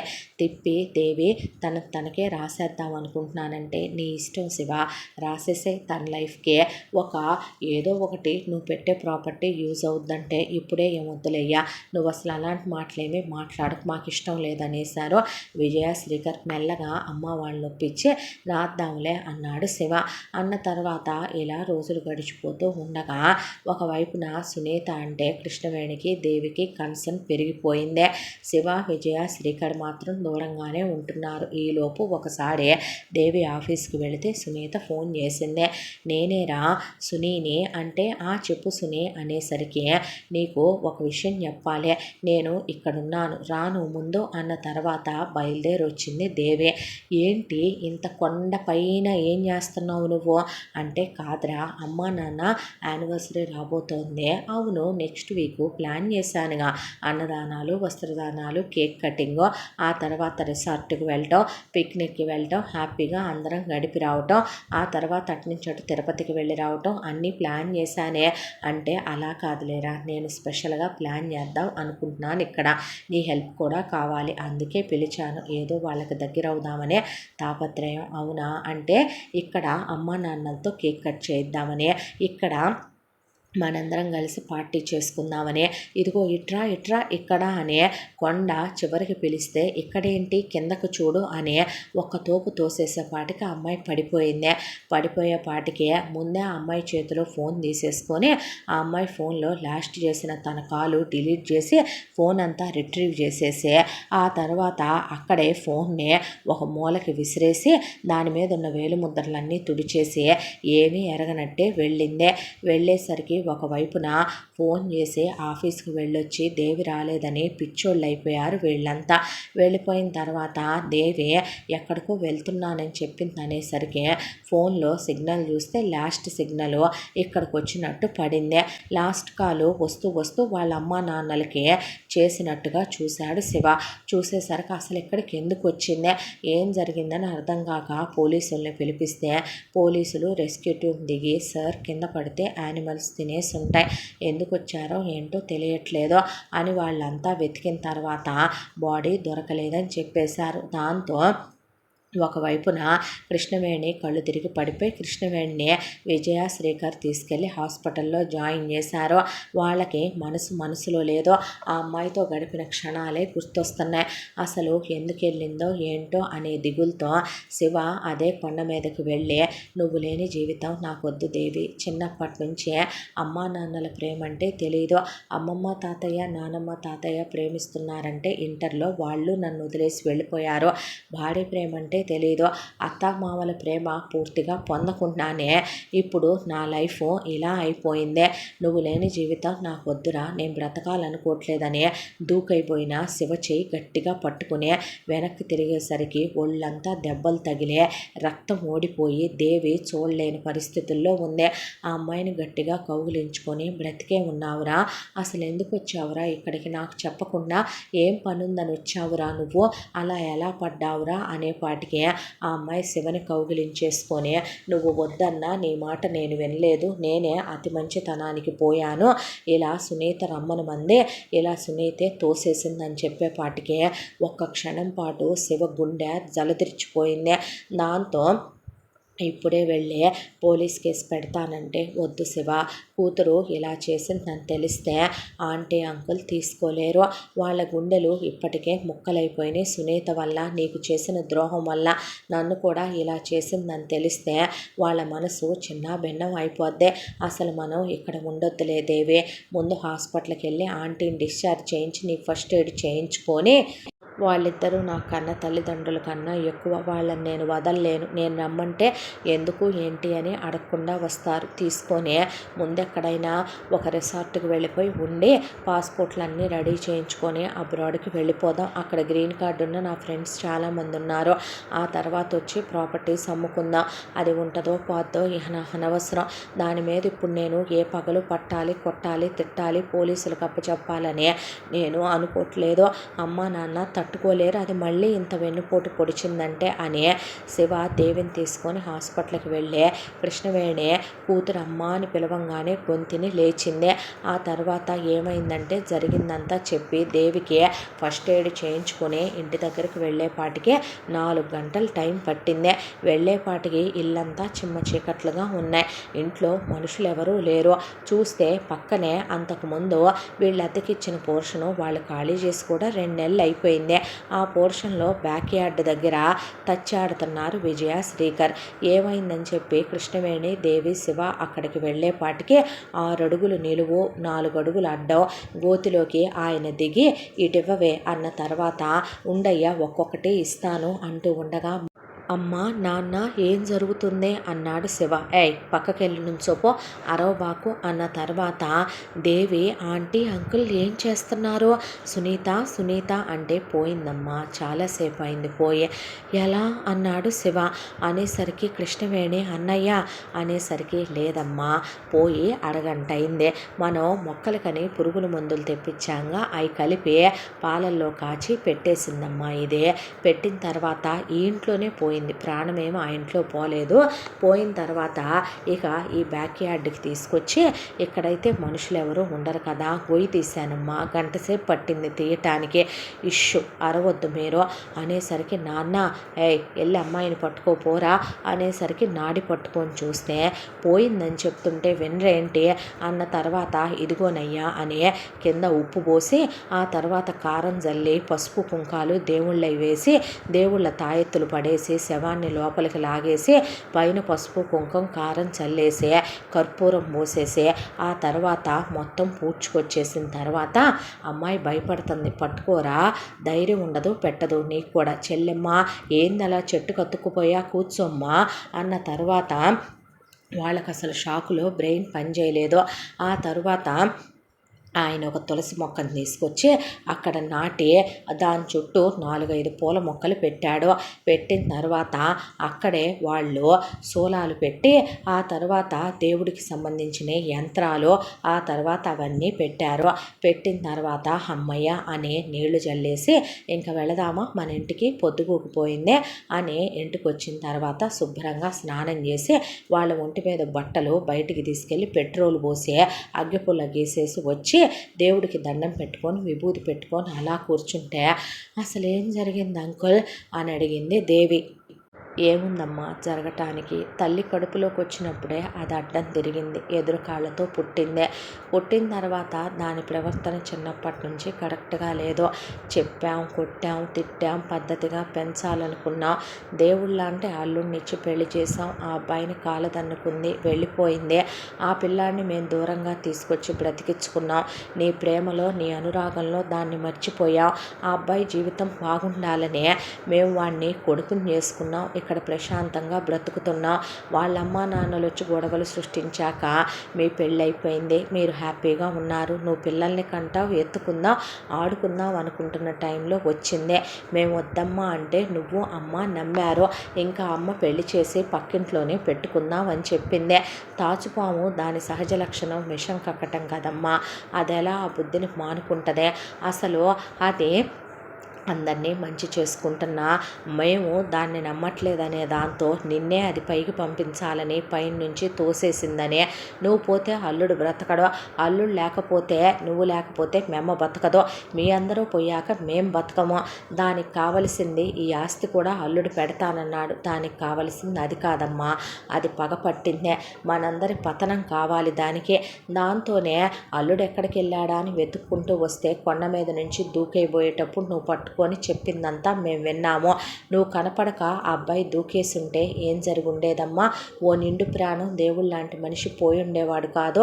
హాస్పిటల్కి వచ్చాం, ఇంటికి తీసుకొచ్చాం, తీసుకొచ్చిన తర్వాత ఎందుకు ఇలా చేస్తున్నావు, మారమన్నావు, ఆస్తి పెడతామన్నావు, కాదందే, మీ అందరి బ్రతుకులు చిన్న భిన్నం చేస్తానని చెప్పిందే, మిమ్మల్ని ప్రశాంతంగా ఉండనివ్వను అని చెప్పింది. వాళ్ళమ్మని నన్ను నానా మాటలు అంది, నానా బూతులు తిట్టిందే, ఇక చెప్పకూడని మాటలు కూడా చాలా మాట్లాడేసిందే. ఇక ఏమీ మాట్లాడలేదమ్మా. సరే నీకు నచ్చినట్టే చేద్దాం, మేమే ఒప్పించే నీకే ఇచ్చి పెళ్లి చేస్తాంలే మళ్ళీ శివని అని చెప్పి వెళ్ళి విజయ పాలు కాచింది 3 గ్లాసులు, దాని గ్లాసులో పురుగుల మందు కలిపేసిందే. ఆ తర్వాత పక్కింటికి తీసుకొచ్చి పాలు తాగమని ఇచ్చాం, తాగింది. మా కళ్ళ ముందే పడి కొట్టుకొని ప్రాణం పోయిందే. అలాంటి వాళ్ళకి బ్రతికే అర్హత లేదు కదమ్మా. దాన్ని పట్టుకోమని చెప్పి విజయ్ వెళ్ళి ఇక సోలాలు, ఆ తర్వాత పసుపు కుంకాలు కర్పూరాలు అన్నీ తీసుకొచ్చిందే. మనం ఉండేదేటు సిటీ అవుట్కట్స్లోనే, ఇక్కడెటు మనుషులు లేరు, మళ్ళీ మేము కేసులు అవి పెట్టించుకోవాలనుకోలేదమ్మా, మీతో సరదాగా జీవితం అంతా గడపాలనుంది. దాంతోనే బ్యాక్ యార్డ్లోనే ఉప్పు పోసి అన్నీ పోసి కప్పెట్టేసాం కదమ్మా, త్వరగానే డీకంపోజ్ అయిపోద్ది. పైన ఎటు సోలాలు పెట్టాం, అమ్మవారి రక్షలేసాం, యంత్రాలు వేసాం, పైన తులసి కోట పెట్టేశాం, దాని చుట్టూ పూల మొక్కలు కూడా పెట్టాం. ఆ మొక్కలు మనం వాడకుండా ఉంటే చాలు, 1 సంవత్సరం పాటు ఆ ఇల్లు అలాగే వదిలేద్దాం. ఆ తర్వాత శాంతి హోమాలు పూజలు చేయించి ఎవరో ఒకళ్ళకి అద్దెకిచ్చేద్దాం. ఇంకా ఈ విషయం మర్చిపోండమ్మా, ఎక్కడితో దుష్ట సంహారం జరిగిపోయిందే. ఒక విషయం చెప్పమంటారా, లోక కంటకురాళ్ళైన కూతుళ్ళు కొడుకుల్ని భరిస్తూ ఉండటం కన్నా మాలాంటి నిర్ణయం తీసుకోమని చెప్పంగానే మాలాగా విసిగిపోయిన తల్లిదండ్రులు అలాంటి వాటిని భరించడం మొదలు పెడితే భూమి మీద మంచికి మనుగడ ఉండదు. అందుకే డెసిషన్ తీసుకున్నాను, వెళ్ళి ప్రశాంతంగా తిని పడుకోండి అని. మాకు మా అల్లుడి జీవితం నీ జీవితమే ముఖ్యమన్నాక ఆ అమ్మాయి కృష్ణవేణి భయపడిపోయి ఉలిక్కి పడుతుంటే ఆ తర్వాత శివని నువ్వేమీ వాడకు, పిల్లలు పుడితే మారిపోద్దే అని చెప్పింది విజయ. శివ వాడటం మానేసి దేవి ప్రెగ్నెంట్ అయిందే. దేవి సరదాల మధ్య చిరునవ్వుల మధ్య సీమంతం వేడుకల మధ్య కృష్ణవేణితో విజయ పడుకునే ధైర్యం చెప్పి ఆ తర్వాత మెల్లమెల్లగా దేవికి 2 పిల్లలు పుట్టి జరిగిందంతా మర్చిపోయి 2 సంవత్సరాల తర్వాత ఆ ఇంట్లో హోమాలు యజ్ఞాలు యాగాలు చేయించి ఆ ఇల్లు భాష కాని వాళ్ళకి అద్దెకిచ్చేశారు వీళ్ళు. ఆ తులసి కోట డిస్టర్బ్ చేయొద్దని మా సెంటిమెంట్ అని చెప్పారు. ఆ తర్వాత ఆ ఇంటి ఆవిడ రోజు ఆ తులసి దగ్గర పూజ చేసుకుంటుంది. ఇలా ప్రశాంతంగా ఆ తర్వాత శివతో దేవితో పిల్లలతో తమ శేష జీవితాన్ని పోయిన కూతురు జ్ఞాపకాలు కూడా లేకుండా తుడిచేసి వాళ్ళ మనసులో నుంచి మర్చిపోయే, శివ కూడా అసహ్యం కలిగి పోయిన సునీత మీద అన్నిటినీ మర్చిపోయి పెళ్ళాం బిడ్డలతో శివ వాళ్ళ సంతోషాలు చూసుకుంటూ విజయ శ్రీకర్ కూతురు జీవితం బాగుపడినందుకు కృష్ణవేణి ప్రశాంతపడి ఆనందంగా ఉంటూ ఈ కథ ఇలా కంచికి చేరుకుంది.